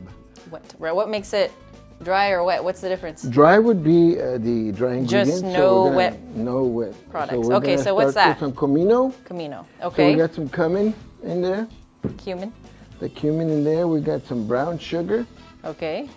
So we'll start off with it. Oh, it's a lot of it, right? Well, we did say in our recipe we have all the measurements. Yes, we have all the measurements in the recipe. So fear not. Be not afraid. Be not afraid. It does look like a lot, but you need a lot to give the meat flavor. There you go. And that is? Fresh garlic. Fresh garlic, okay. And added to it was a tablespoon, I believe, yes. Okay. And now comes the honey. Ooh. And be not afraid of the honey either. So we've got some sweet and salty flavors going together. Why is that important? Because that mix, it's kind of like making cookies. They have to add salt. Right. Why? Not to a cookie, but you have to. Because each flavor brings out the other one, right? Correct. One complements the other. Yes. They go well. And on the mustard, the original recipe, I said put bastante, a lot. Bastante, a lot of mustard. Is that a Dijon or what is that one? This is a honey Dijon. Honey Dijon. Ooh, now, fancy. people have told me to use Italian, and you could. Italian? You could use Italian dressing if you want. Oh, okay. But I prefer to go with this. Yeah, I can smell it. And you could good. choose your poison. You can decide what kind of mustard you want. You want to go spicy jalapeno mustard? Right, whatever your spicy tolerance is. You have to determine who you're going to feed. If you're going to feed the family, my family, they can always add pico de gallo, whatever, to it. But the main one is the wife. And if the wife is not happy, ain't nobody. So you gotta do what she wants. There you go. Okay, So cool. I've added the honey, mustard, Okay, and now, what's next? oh, I'm gonna add, What's in there? The garlic, the pepper, the salt, Whoa. So you have garlic powder, salt, pepper, mixed all together. mix all together. So Now we- we're gonna go into the fresh herbs. We got rosemary here. Ooh. Could you use powder? What if you can't find fresh ones? What's your take on that? Well, I know you're gonna say fresh is way better. fresh is way better. True. When you're doing something like this You too, may, right? Right. You may want to be growing your own if Rosemary is common to have in just your outside of your house. It grows wild.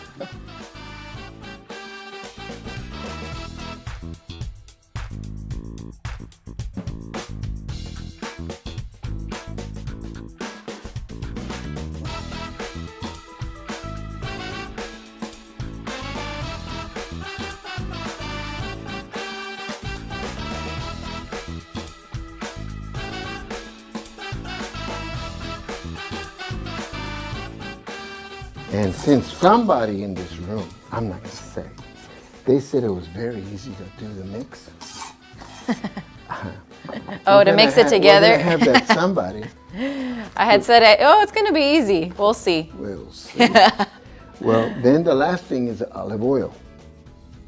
Okay. And And this is so- extra virgin olive oil, right? Yes. This And is the what you best do- olive oil you can get. And what you do is you decide to what consistency, Oh, how wet you want it to be? Or Yes. as, how thick you want that Okay. mud. Because this is the mud you're going to eventually wipe onto. is it better to have it thick so it can stay on the meat? Or it's just a preference? Preference. Okay. So I'll make it a little easy on you. You can use your spoon and Okay. you can use your fingers. But you eventually have to put the hand Right, to to rub mix it it. on. So Oh, you need let's more? see- Let's see. Well, again, you're going to be the one to decide. Okay. Well, I do this, you can do the meat. There you go. Let me put it back up here. It's not too hard. We'll see. Wait. I see the spoon is bending. Yes. Do you need to put the meat on here? Here, I'm gonna put this right All here. right, I'm going to start on this brisket. It's been on ice just to keep it nice and cold. Yes. And I Looks know really I got good out so of far. view, but I had to do that without creating a mess. I'm sorry. You're back. So what part of the cow is the brisket from? Well, Do you know? I know that it's not the loin because that would be running around the back, but it is on the. I believe it's shoulder. under the rib, belly. right? Under the rib of the cow? Something like that. Now there's something you're about to see. There's those that have the school of leave the fat on, and there's those of the school that take the fat off. So I'm one of those that remove as much as you can. That is good. You know, that's Another reason, yeah. Let me talk about the brisket. So brisket obviously is not a lean meat, as you can see. There's a lot of fat on there. Animal fat is categorized as saturated fat, which is very different from our olive oil here, right? So that is solid. And this is room temperature, it is liquid. So this an unsaturated fat like this oil is better for your heart, better for your body, compared to a saturated fat. But all foods fit right in your diet, so it's great to enjoy brisket every now and then, even though it's not the leanest of meats.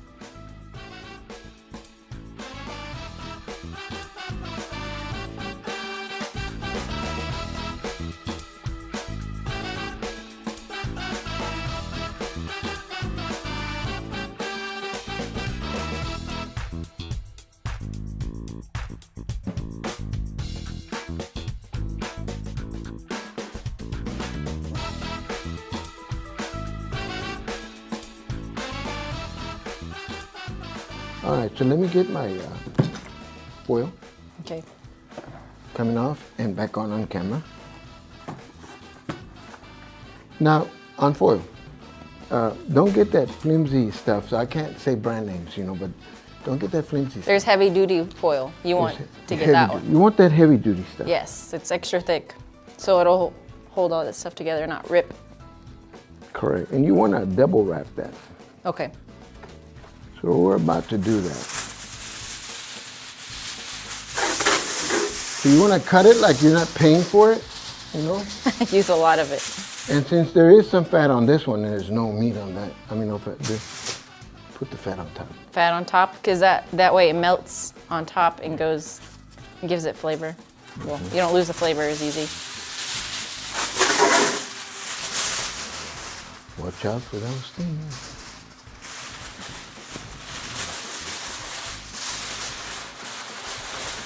Oh, whoa.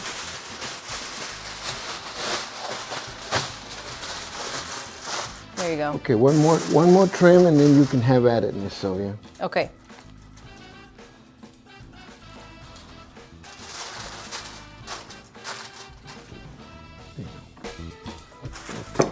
All right. Now. All right. Now she's about to put this wet mud on there. You can do it with your hand. I do my hand? Okay. Just, do I do all of it? The mud. Wow, okay. It's a lot. It's gonna give it the flavor though. It's a big piece of meat, so. Now you're gonna take. Is that good? Yes, More? You're gonna flip it over. Oh. We're gonna coat the other side. Okay.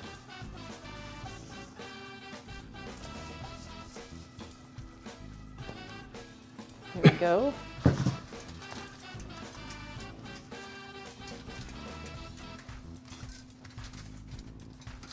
Okay.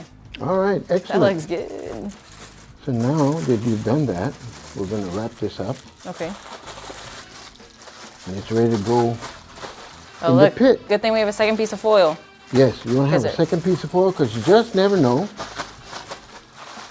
Foil is sharp, it's going to break and tear. And if you want to and feel confident, do a third one, you know? You have a Third doubt, piece of foil. nothing's wrong. It's going to be in there 18 hours. Yes. Could you go, you asked, could it be less time? Yeah. I guess. Depends on how you like your meat, but If you slow cook it, it's going to take a while though. it's going to take a while. So you have Brisket to be, is just that way. you just have to have patience. Okay. All right, so now this is ready to go in the pit, Miss Sylvia. Yes, okay, so that's going to go in the pit. We're going to go do that, and then we're going to come back with our finished brisket. All right, it's been a good 18 hours. Yes. Ooh, that looks good. It shrunk a little bit.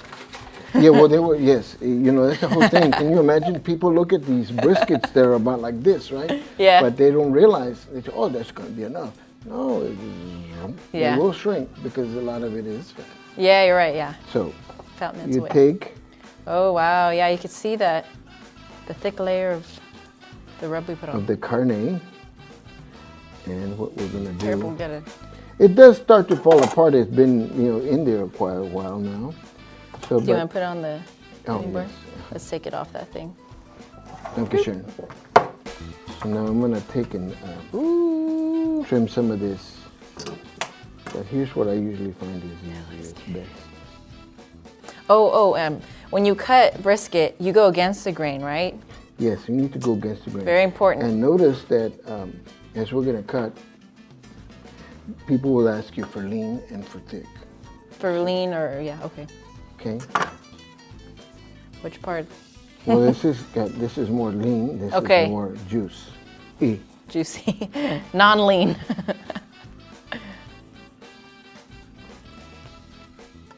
That looks very good. Yes. While you do that, I'm going to put our coleslaw on the plates. That'll help. So that's our main entree, and this is our side.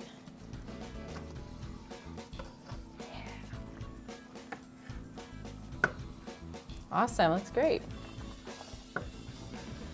So we hope you try this recipe at home. Obviously have some parent help because there's a lot of slicing and cutting and dicing and nice. Yes, so the seasonings is probably the easiest part to help with, but everything else have a parent or guardian help you with.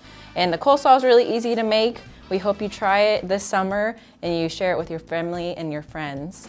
But thank you, Chef Mario, for showing us these recipes. Welcome. I hope you enjoy it, and I hope you, Tim, if you're out there listening, try this for your competition. Anyway, hope you enjoy this, and from our kitchen to your yours. home, enjoy it. All right, we'll see you next time on our next Discovery Kitchen.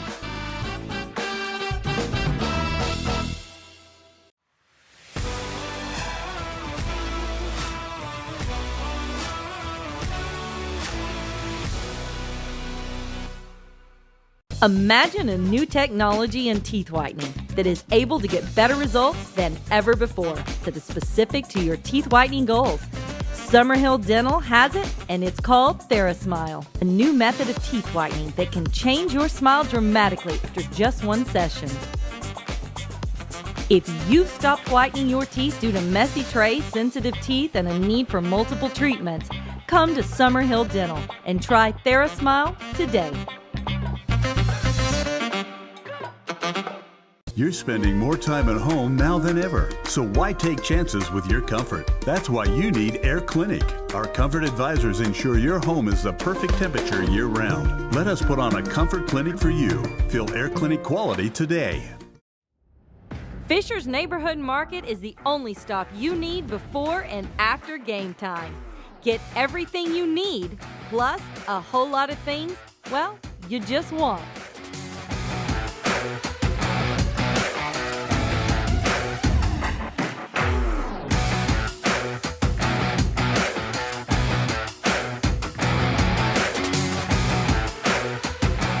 Fisher's Neighborhood Market. Food, fuel, fun.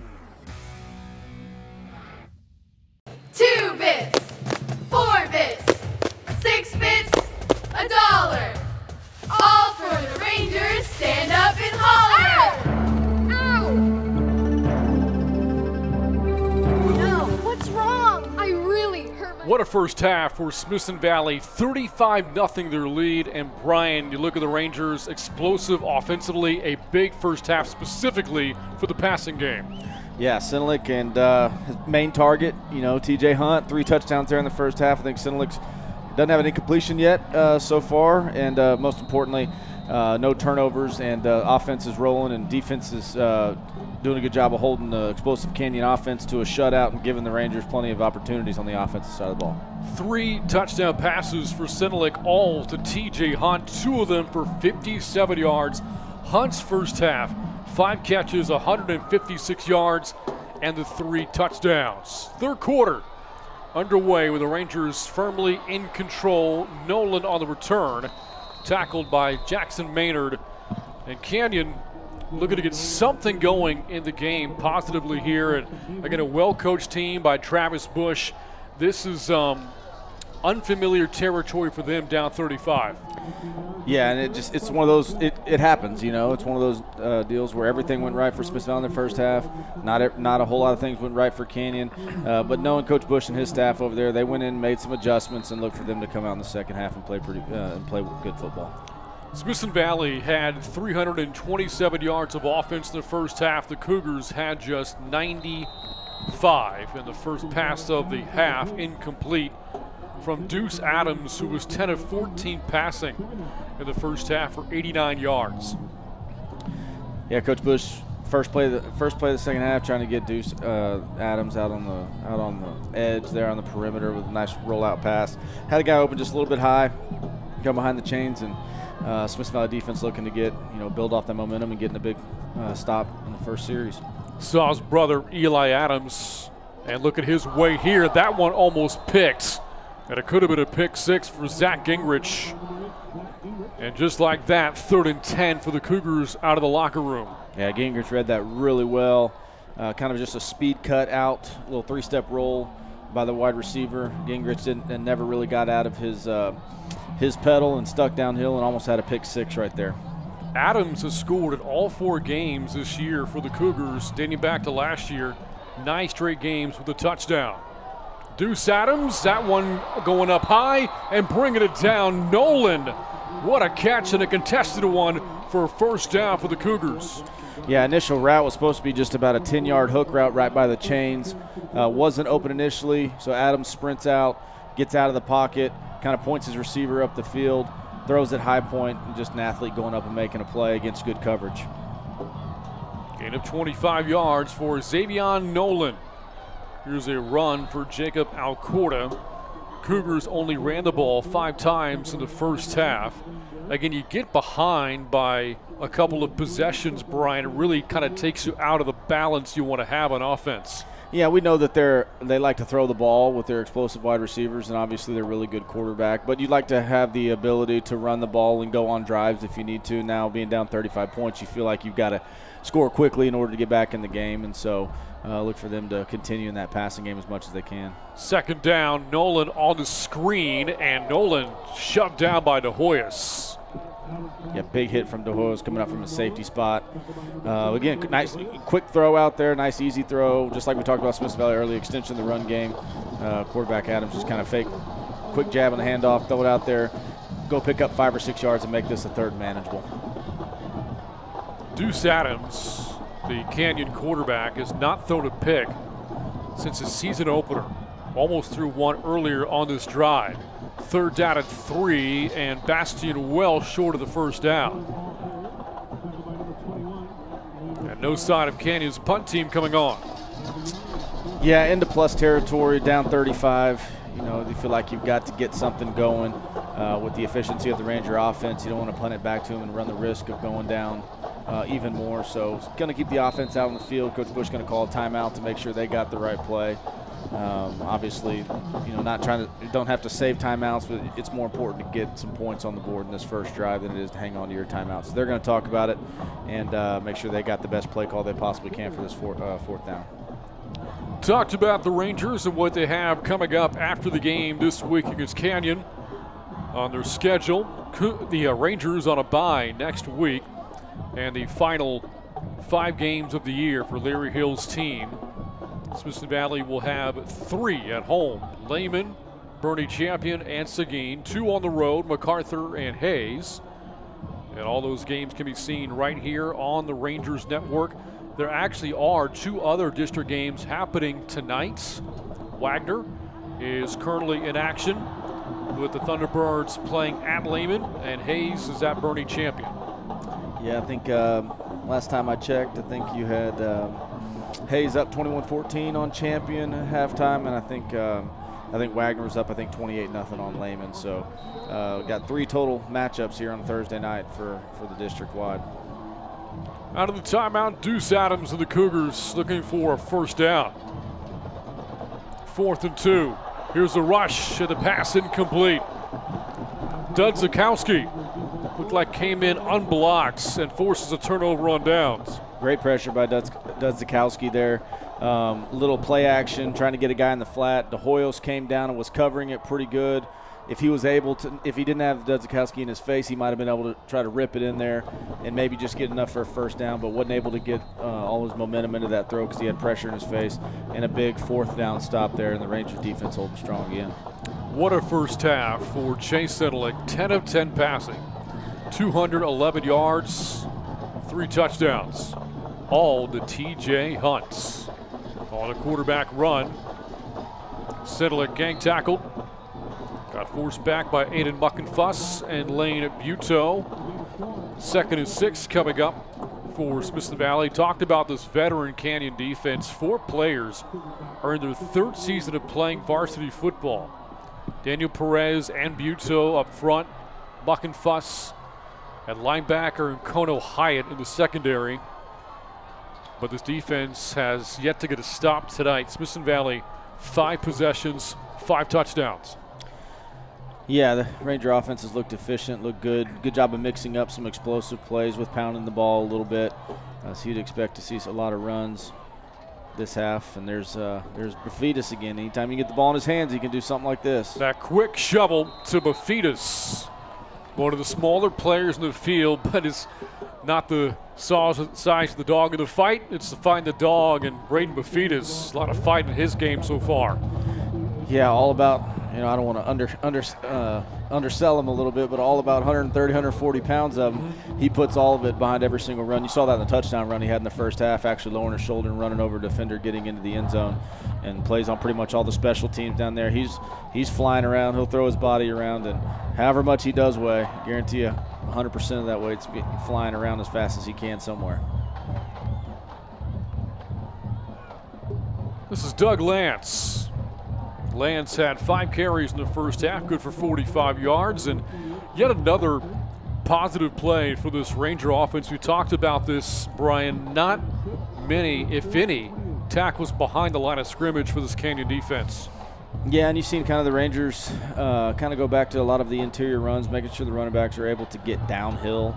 Not a whole lot of outside zones. They've run it a few times just to keep the defense honest, but getting downhill and getting behind that big offensive line. Stone moving back to center with shuffling around with a few injuries, and they got some size in the interior line. They're using it. Lance's number called again. Escapes the grasp of Perez, what would have been a tackle for loss. Instead, it turns into yet another Smithson Valley first down. Yeah, it looks like somebody came free and had a chance to get Lance in the backfield.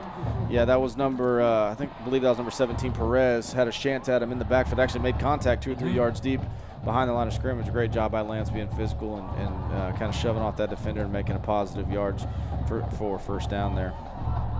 Despite tonight's score, it's been a very remarkable start to Canyon season. As whistles blow, there was movement up front. Smithson Valley was not penalized in the first half. This might be their first flag of the game. I want to say it was offsides, but made contact. You are correct. Yeah, usually if they just jump in the neutral zone, they'll let the play go, but I think the D lineman made contact, which caused them to blow the whistle. So it'll be a free 5 yards there for the Rangers, making it 1st and 5. And so, again, you got a lot of the playbook is wide open here down inside the red zone, with 1st and short pretty much. Talked about this remarkable year for Canyon. All started with a come from behind win of the opener, 43-42 over Corpus Christi Veterans Memorial. They wrapped up non-district 2 weeks ago by beating rival New Braunfels in the Worst Bowl, their first win over the Unicorns since 2013. As Lance, there's a tackle for loss. Buteau on the stop there for the Cougars. And then last week, Canyon opened District 12 5A play with a come-from-behind win over Bernie Champion, down 13 to the first quarter. Wound up winning that game 49-32. Yeah, they've had some thrillers and some tight ball games and coming from behind a few times and able to claw back into it and eventually take the lead and obviously win. And so guarantee you that the halftime talk in the Smithson Valley locker room wasn't one that this game is over by any stretch of the imagination. 2nd down 5, and Lance will make this about 3rd down and 2. Buteau, another tackle there for the Cougars. There's head coach Travis Bush for Canyon. Was the head coach at Seguin for 5 years before taking over this Canyon program. Guided the Matadors to the postseason each of his final 3 seasons. Spent time coaching collegiately, Texas State, UTSA, Houston. Also spent some time as a volunteer assistant with the Buffalo Bills. Yeah, he's done a really good job every place he's been, and Canyon's no exception. Got them going in the right direction really quick. Sidlick slings that one complete, 1st and goal. Coming up on the strike to TJ Hunts. Sidlick's perfect night continues now, 12 of 12 passing. There's TJ again on one of those little quick skinny routes, and actually Sidlick opening up and facing the opposite way and then flipping his body all the way around and throwing that little skinny post to TJ there. When the quarterback faces the other direction, a lot of times those safeties don't think the ball's coming to the backside, so they fit a little bit quicker and really able to pull it and throw it in behind the safety's head. And another big catch by TJ, and now you got 1st and goal from the 2 to go up 42. Heading right towards that student section. Sidlick fumbles the ball in the end zone. The Cougars jump on it. Lawson Fields. This is going to be a touchback. A Rangers turnover. It's possible that Sinlet crossed before fumbling the ball, but of course there is no official review in high school football. Let's see. That ball's coming out. Yeah, Fumble was forced by Kono Hyatt. Yeah, tough to see. Don't have a shot right down the line, but obviously ball's coming out on that contact. It was close, and you know, even though a lot of things have been going right for the Rangers so far tonight, there's always some teachable moments right there, and obviously you always want to protect the football regardless of what the score is, and obviously that takes a touchdown off the board and gives life a little bit of momentum back to Canyon. One more look at this. Hyatt, the forced fumble. Lawson, who was flashing the turnover belt, recovers. Something positive for the Cougars now tonight. A turnover at the goal line. Nice tackle in space made by De Hoyos of Bastion as we wind at 4.5 minutes to go in the third quarter. You know, more on Travis Bush. His dad, Bruce, a legend coaching high school football, a lot of years at San Marcos. Yeah, a lot of battles. You know, obviously he, like you said, legend, had a long, illustrious career, well known, and Smithson Valley and San Marcos, when he was there, had a lot of really tough battles in the 90s and early 2000s there. On second down, here's Bastion on the carry. First down with the Cougars on that pickup. Last year, Travis Bush's Cougars finished 4-6, one game out of a playoff spot in District 12 5A. They've already matched the win total from all of last year. Although it's been a tough one for them tonight, down 35-0. And this high-powered offense stuck in neutral so far. Here's Adams. Steps up. Goss and Woods closing in. Low throw for Noland and incomplete. Again, a good pressure by the Ranger D-line there, getting some interior pressure, making Adams scramble out, and again with that quarterback spy that Smith Valley defense has used so effectively tonight with Gavin Woods at the mic backer. You can see him right there, number 24. He's just kind of moving with the quarterback, and when the quarterback decides to run or break contain, then he's chasing him every step of the way. Smithson Valley showing a blitz. Here comes Dudzakowski. Off the edge, Smithson Valley's second leading tackler on the season. Has been a really big bright spot in that linebacking group for the Rangers. A great call defensively, brought a blitz from the boundary. Dudzakowski did a great job of timing it up and not showing it early, and was able to come down the line of scrimmage and make a tackle for no gain and bringing up a third and long here. Cougars need the 45-yard line for a first down. Smithson Valley showing pressure again. Here comes a blitz, little dump off, and what a tackle in space. Jackson Duffy able to wrap up Nolan right away, and with that the Cougars will punt with 2:45 to go in the third. Again, a great job by the Ranger defense, coming out, holding them to a very explosive offense to a 3-and-out after the turnover. That could have easily been one of those situations where Canyon can get a little momentum and get a little hope after a turnover, especially if they get that, come down and go put points on the board, kind of get their mojo back a little bit. Great job by the defense coming in, forcing a 3-and-out after a turnover. The punt from Tyler Selly.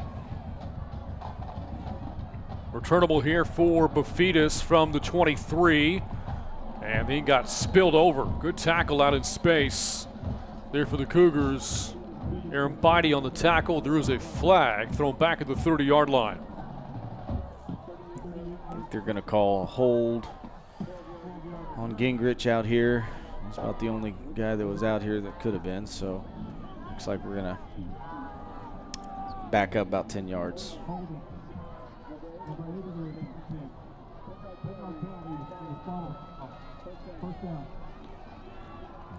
Again, Smithson Valley led at the half 35-0.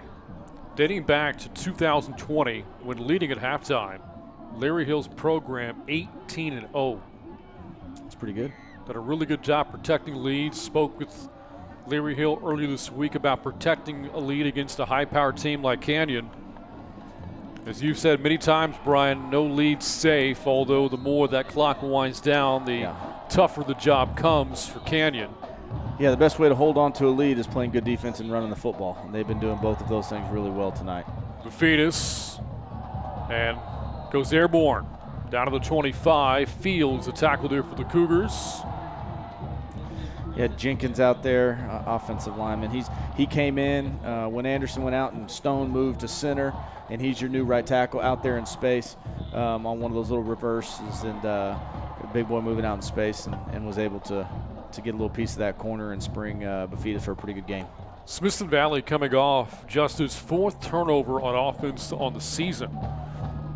On a lost fumble in the end zone by Senelik. Final 90 seconds, 3rd quarter, in a game that they have dominated.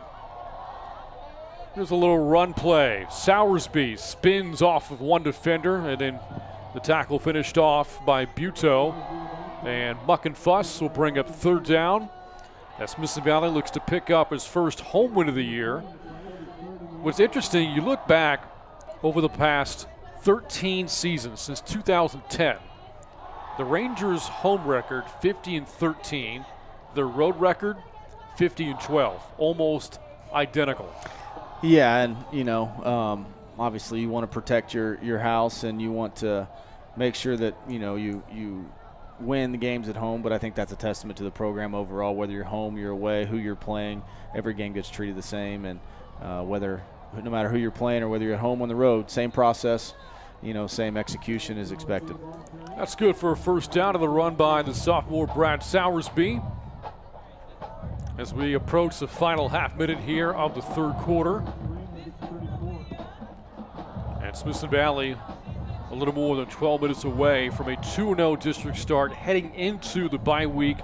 And this marking the halfway point of the season. This is the 5th game of a 10-game schedule. 4 wins in 5 games, assuming the Rangers hold on. That has to please Larry Hill. Yeah, more importantly, assuming they do hang on, being 2-0 in district. Obviously played a tough non-district schedule. Dump off to Mason Birch, and that will take us to the 4th quarter. Smithson Valley dominant so far. 12 minutes to go in a 35-0 game. Rangers on top of the Cougars on the Rangers Network.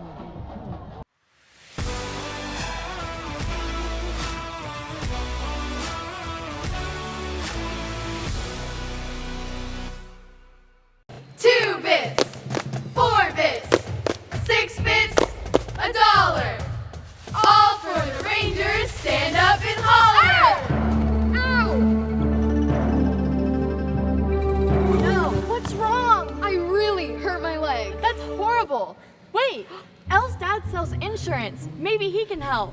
I wish he could, but... My dad has his life insurance with Jeremy Fuller State Farm Insurance. Yes, but... My mom has her homeowner's policy with Jeremy Fuller State Farm Insurance also. I know my uncle says he only trusts Jeremy Fuller State Farm with his auto insurance needs. Guys, wait! We do so many great coverages, but just not cheerleader legs. Hey, that's okay. It's all better now. Let's start from the top, but with a little change. 2 bits, 4 bits, 6 bits, $1. All for Jeremy Fuller State Farm Insurance. Stand up and haul. Start of the 4th quarter, first 4th quarter play, a run for Bafitas, gets to the outside. Bafitas spinning inside the 45 and down to the 43-yard line. First down for Smithson Valley. Brant Freeman, Brian Hill with you on the Rangers Network. Our next broadcast coming up 2 weeks from tomorrow after the bye week. Smithson Valley hosting Lehman in a District 12 5A game.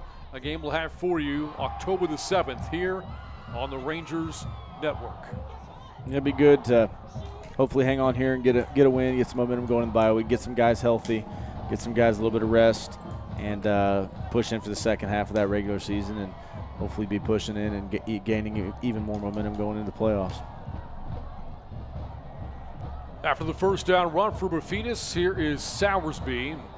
You mentioned Smithson Valley needing to run the ball effectively to protect the lead. No issues so far tonight. Brian, to go back to your playing days with the program, had a pretty good tailback you played with, Trent Rios, back then. Yeah, no doubt. He was one of the best to lace him up at that position in program history. Holds a lot of records. Had a great college career. Played a lot as a sophomore. Played for 3 years on varsity, which back then it was even more rare now than having sophomores on varsity, and having that role and making making a big impact his sophomore year on that state semifinal run team was a testament to how good he was, and he was definitely a dude. Timeout taken with 10:38 to go, and you think back to that 05 state semifinalist team in which you were the quarterback. Team wound up playing against Katy in the state semis. Quarterback then, Andy Dalton for the Katy Tigers. Yeah, Andy was he was a year older, so he was a senior, and they had a bunch of other really good players that year. I think the running back Andre Dean, and then they had a few wide receivers and stuff, and typical Katy, very physical, running offense, playing very, very tough defense, and it was two similarly minded programs and styles of ball going at each other in Houston that day on the old AstroTurf, at Tully Field, and obviously didn't turn out the way of the Rangers that day. Lost 17-14, but came back in the second half and made a push there and almost came back and won that game and went to the state championship, but wouldn't be. Out of the timeout. Early stages, fourth quarter. All Rangers so far after a kind of a wide snap. Sedlick able to control it. And here's Clark on the run. And that'll bring up 3rd down and 10. And the district, as we've talked a lot about 12-5A, back then was more northern San Antonio, and the NEISD district programs like Reagan and Madison and MacArthur, Churchill, Roosevelt, programs like that. Judson also part of the district at the time. As we have discussed, running backs, the district back then was very running back heavy. Yeah, it was a really, really tough district. Back then, they only took 3 teams to the playoffs. There was Division I, Division II, and Division II had 2 teams, and Division I only had 1. So actually, in the Division I route, you only had 15 games to win a state championship as opposed to 16. Because you had 1 less round because you didn't have as many teams. And so I remember, I think our junior year, we met up with Madison in the regional finals, and also Judson made it to this. We had 2 teams from our district that made it to the semifinals that year, with us in Division II and Judson in Division I, and just loaded with running backs. You mentioned Rios, for us throughout that, but then they had guys like Devin Thomas. You had guys like Marcus Wright, Jonathan Craig. All those guys were. It was definitely a district that featured a lot of really good, really talented running backs. Timeout taken. Smithson Valley, 9:48 to go. You're just catching up. Smithson Valley putting up 35 of the first half.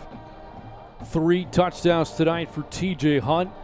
Over 160 yards receiving. And those 3 scores. Chase Sedlick so far a perfect 12 of 12 passing, 238 yards for him. And maybe more impressively is the 0 you see there for the Cougars. This an offense putting up well over 40 points a game. And they've been stymied tonight, Brian. In fact, I don't think they've crossed the Rangers' 40-yard line all night long.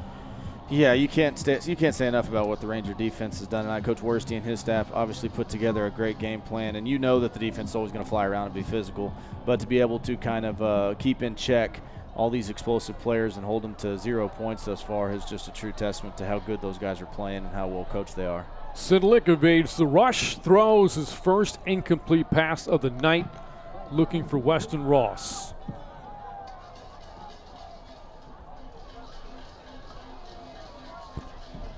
Looks like we'll see Amaya punt for the first time tonight as well. Yeah, this is Smithson Valley's 7th possession of the game. They have the turnover in the end zone, their last possession, and this is their first punt. Punted 4 times last week.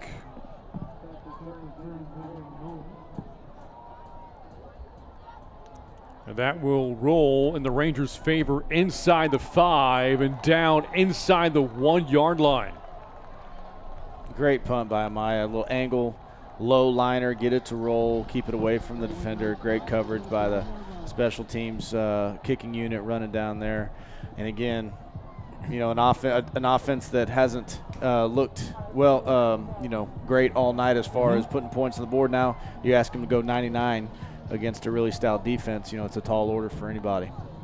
If Smithson Valley's goals, one of them now at this stage of the game, is to shut out Canyon, that certainly helps. Pinning them inside the 1. But a tough night so far for Deuce Adams and his high-powered offense. Adams rolling, throwing, and for Nolan to catch across the 10, and good for a first down. We talked more about this Canyon program 3 years ago, as his team now stands 4-0. They were winless, 0-10 back in 2019. The year after, they went 10-2, 2 rounds deep into the postseason. And then a year ago, brought on Travis Bush as head coach and trying to guide them back to the postseason. That trip in 2020, just their first since 2013. And again, you played for him, Brian, at Texas State. You've known Travis Bush for a long time. If there's anybody to establish a foundation of winning culture with that Cougar program, Travis Bush is the man for the job. Absolutely. Everywhere he's been successful. You know, he's a great offensive mind. Obviously, being an offensive coordinator at the collegiate level, he's a great offensive mind. But not just that, he has great relationships with the kids. He does things the right way, establishing that culture. You know, they went 4-6 last year, but if you look back, pretty much all those games were within one possession. So you could tell they're getting close, they're getting better. And obviously, in the first half of this year, they've been better at closing those games out and coming into this game undefeated. Nice catch there for Ryder Hopper for Canyon. Second catch all season. And the Cougars, moments ago, were backed up with their own 1. Here they are now, 3 plays later, at the Ranger 46 with 8.5 to go. Here's the pressure from Garrett and pushed down for a sack coming off is Doug Lance. And Lance now hobbling a bit back to the sidelines at another Ranger player like the Hoyas playing both ways. Yeah, initial pressure there, getting up the field by McLean Garrett. And Deuce Adams may make him miss, but force him back inside where he had help with Maynard and Doug Lance coming back. And, again, another guy, like you said, playing both sides of the football. Quick pass caught on the screen and a tackle by Gingrich right in space. Well, the catch made by Daniel Inman. Great job of getting underneath that block by Gingrich. They had an outside receiver that was supposed to block him. Good job of recognizing the short throw, ripping underneath it. It looked like what would have been a pretty good gain. Able to underneath it and stop him for a loss. And again, third and real long here for Canyon's offense. Smithson Valley's defense so good in second halves this year. Adams pressured, able to escape the pressure, and Adams is going to go out of bounds short of the first down. Again, in the second half this year, Smithson Valley has surrendered exactly 1 touchdown, 7 points in the second half all season. I'll tell you what, that was impressive right there. You see, obviously that was the last play with the sack, but he avoided 3 or 4 guys there, extended the play to make this somewhat of a manageable fourth down, but it looked like they had him corralled for another loss, and he ended up getting about 15, 20 yards just to make this a somewhat reasonable fourth down. 4th and 2. Empty backfield now for Adams.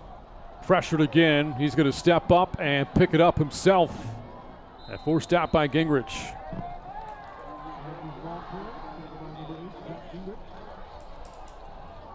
You look at the back half of Canyon's schedule. They too now at the halfway mark. They'll drop to 4-1. 3 road games left. Hayes, Seguin, Wagner. Home games against Lehman and MacArthur. But with 2 of the tougher games out of the way here, as you look at Smithson Valley's upcoming schedule, and Brian, you get the sense that Canyon should be one of the 4 teams competing for a playoff spot. Absolutely. I mean, this is a very solid district, top to bottom, but Canyon's going to be right there in the mix. With already last week getting a win over another team that is, got the quality of being one of those playoff teams in Burning Champion, already getting that big win under their belt. I think that they're going to be, like I said, they're going to be right there at the end fighting for one of those spots. Key games for them will be at Hayes and at Wagner to close the year, and what a stick. Thomas Elliott laying down the lumber, but a penalty flag flies. And that is Elias Gonzalez who took the brunt of his hits.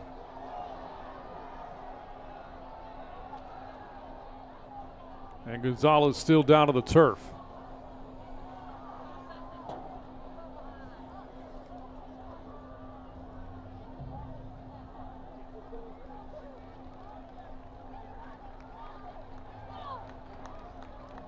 Good news, Gonzalez is up. Walking back to Canyon's sideline as the officials still discuss the play in question. The flag is almost certainly for targeting. Which he hit him right in the chest. I mean, it's such a reactionary deal now. Anytime there's a big collision and, you know, the guy wasn't necessarily looking and seeing the guy coming, then, you know, they're going to err on the side of caution. They're going to throw the flag. But as you can see in the replay, hit him right in the chest and didn't make contact with the head. So, you know, obviously they don't have the benefit of seeing the replay there. Obviously the referees, and so it's a bang play and in real speed. But you just hope that it doesn't, you know, cause him to be ejected or anything like that. 6:42 left, a 35-0 Ranger lead. That was our score at halftime.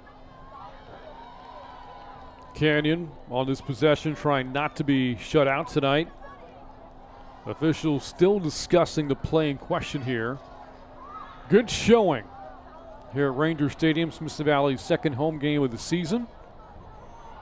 3 remaining on their schedule. And here's the call. Oh, gosh.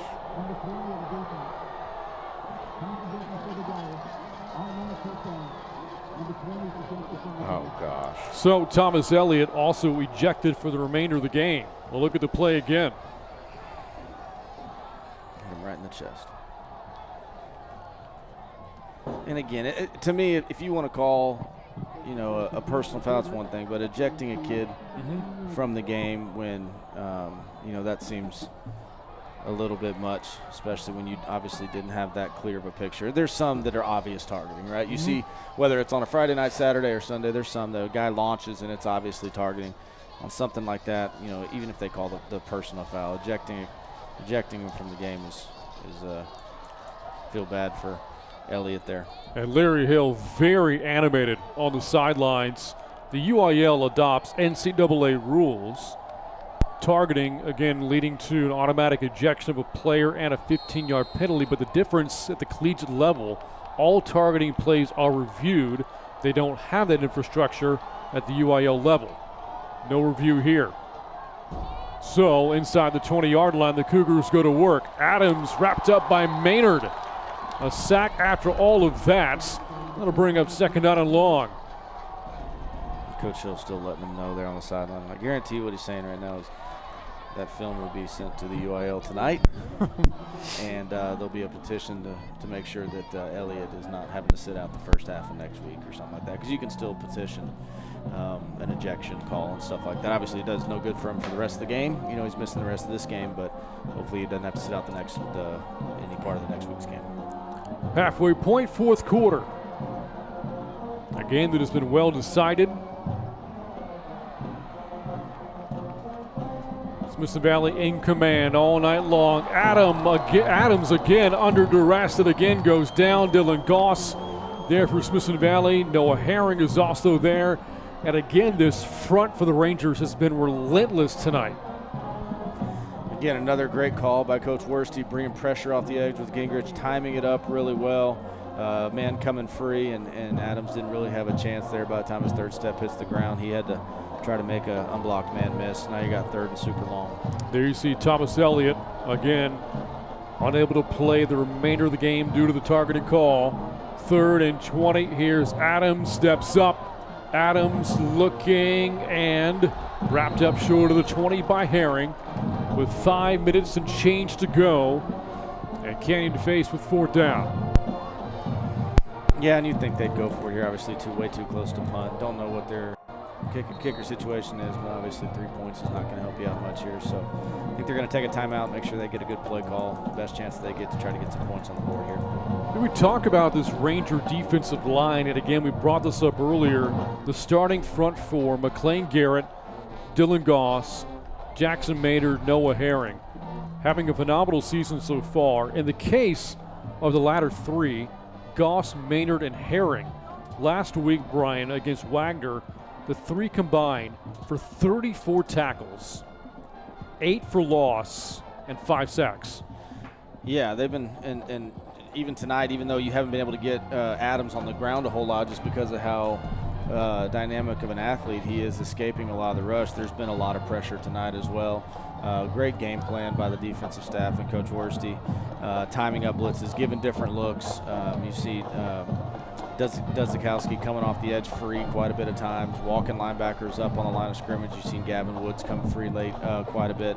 So when your defensive line is that effective, obviously they draw a lot of attention, which frees up some of those other guys to make the plays. And then obviously you got McLean Garrett, who had that big sack, forced fumble there. And so just as a whole entire unit, the defense has played outstanding tonight. 4th and 16. Could be Canyon's last shot at points. Timeout.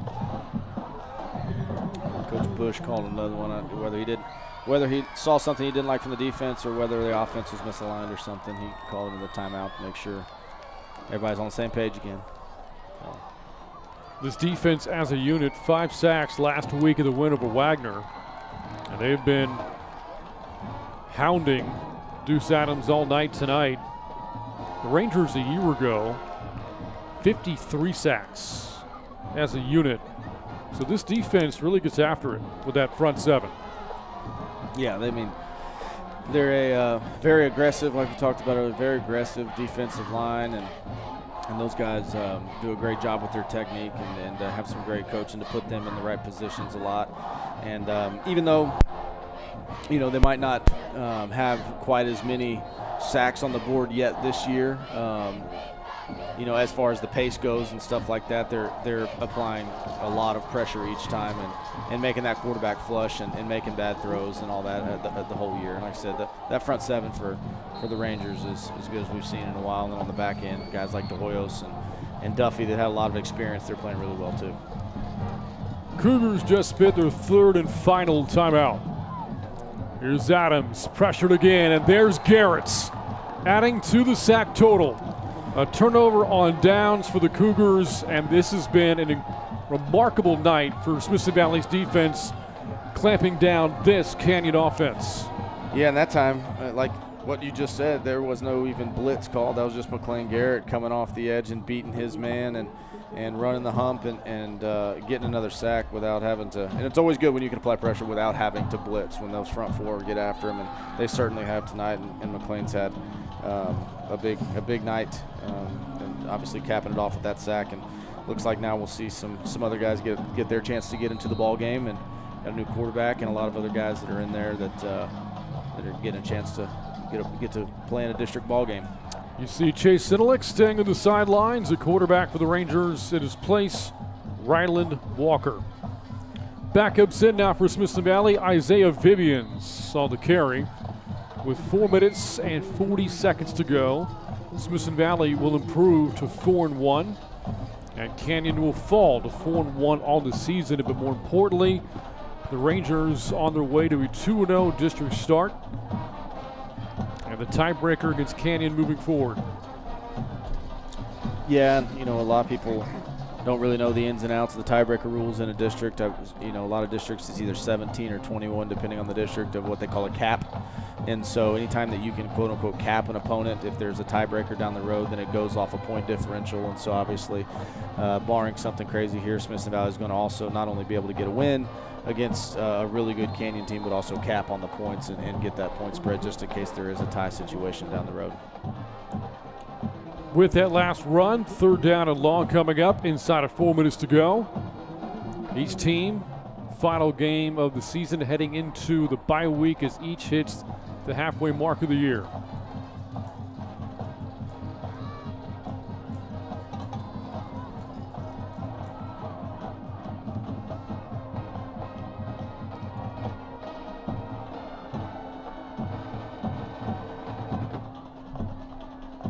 Third and 7 for Walker in the offense. Vivian slipped in the backfield. And Smithson Valley will punt the ball away, but there is a flag that stops the clock with 3:19 left. Line judge threw it, so it's probably one of two things: either offsides by the defense or an illegal formation by the offense. Looks like a legal formation. Penalty decline. Looks like Rangers will punt.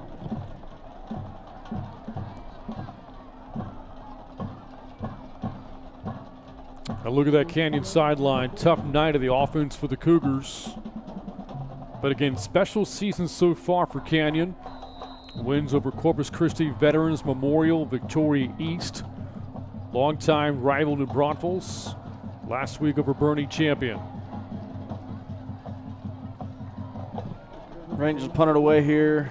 They'll run that clock down to under 3 minutes. And even though I'm sure we'll see some guys coming on, some new fresh guys on the defense, you know that they want to keep that shutout alive as well. So you're going to see, even though you might see some different numbers and different names out there, when the defense trots out there, they're still going to be playing well and flying around, making sure to try to keep this shutout. Duke Nagy back to return on the punt from Clayton Amaya. And a delay of game. Looks like they were trying to get maybe some different guys on the punt team, roll some guys in, weren't necessarily communicating that the second group was going in, so take a 5-yard penalty and run it from just a little bit deeper.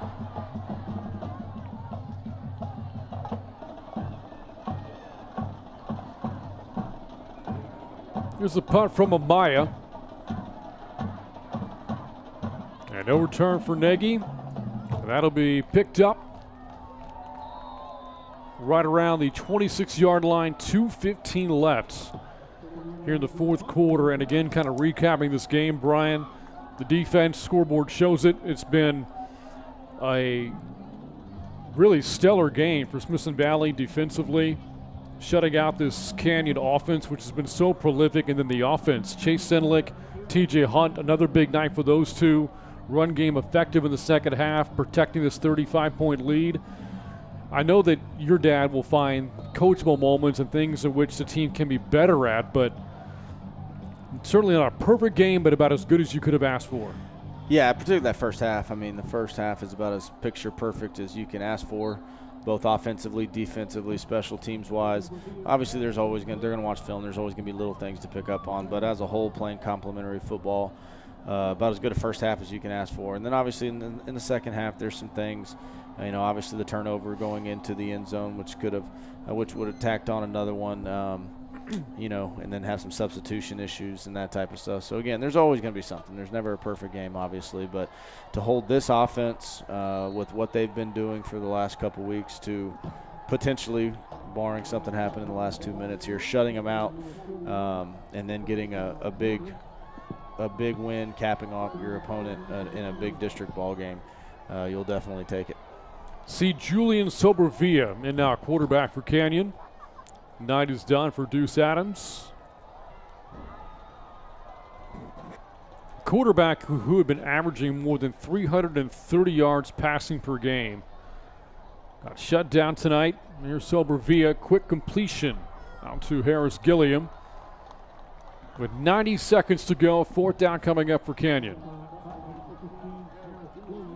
Great. Again, what we talked about, the defense. Even though we got other guys rolling in there, some fresh bodies, obviously that shutout is very important to them as well. So you guys all guys flying around.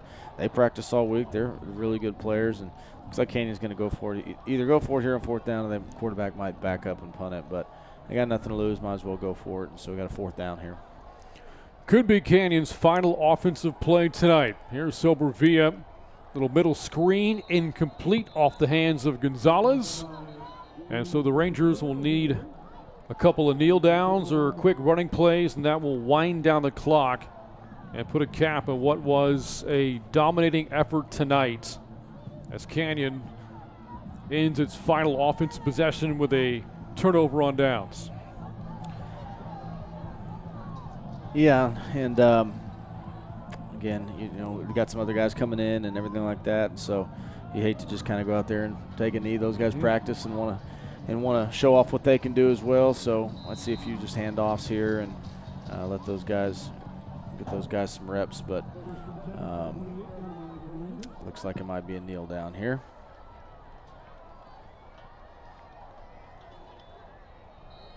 There's a kneel down from Walker.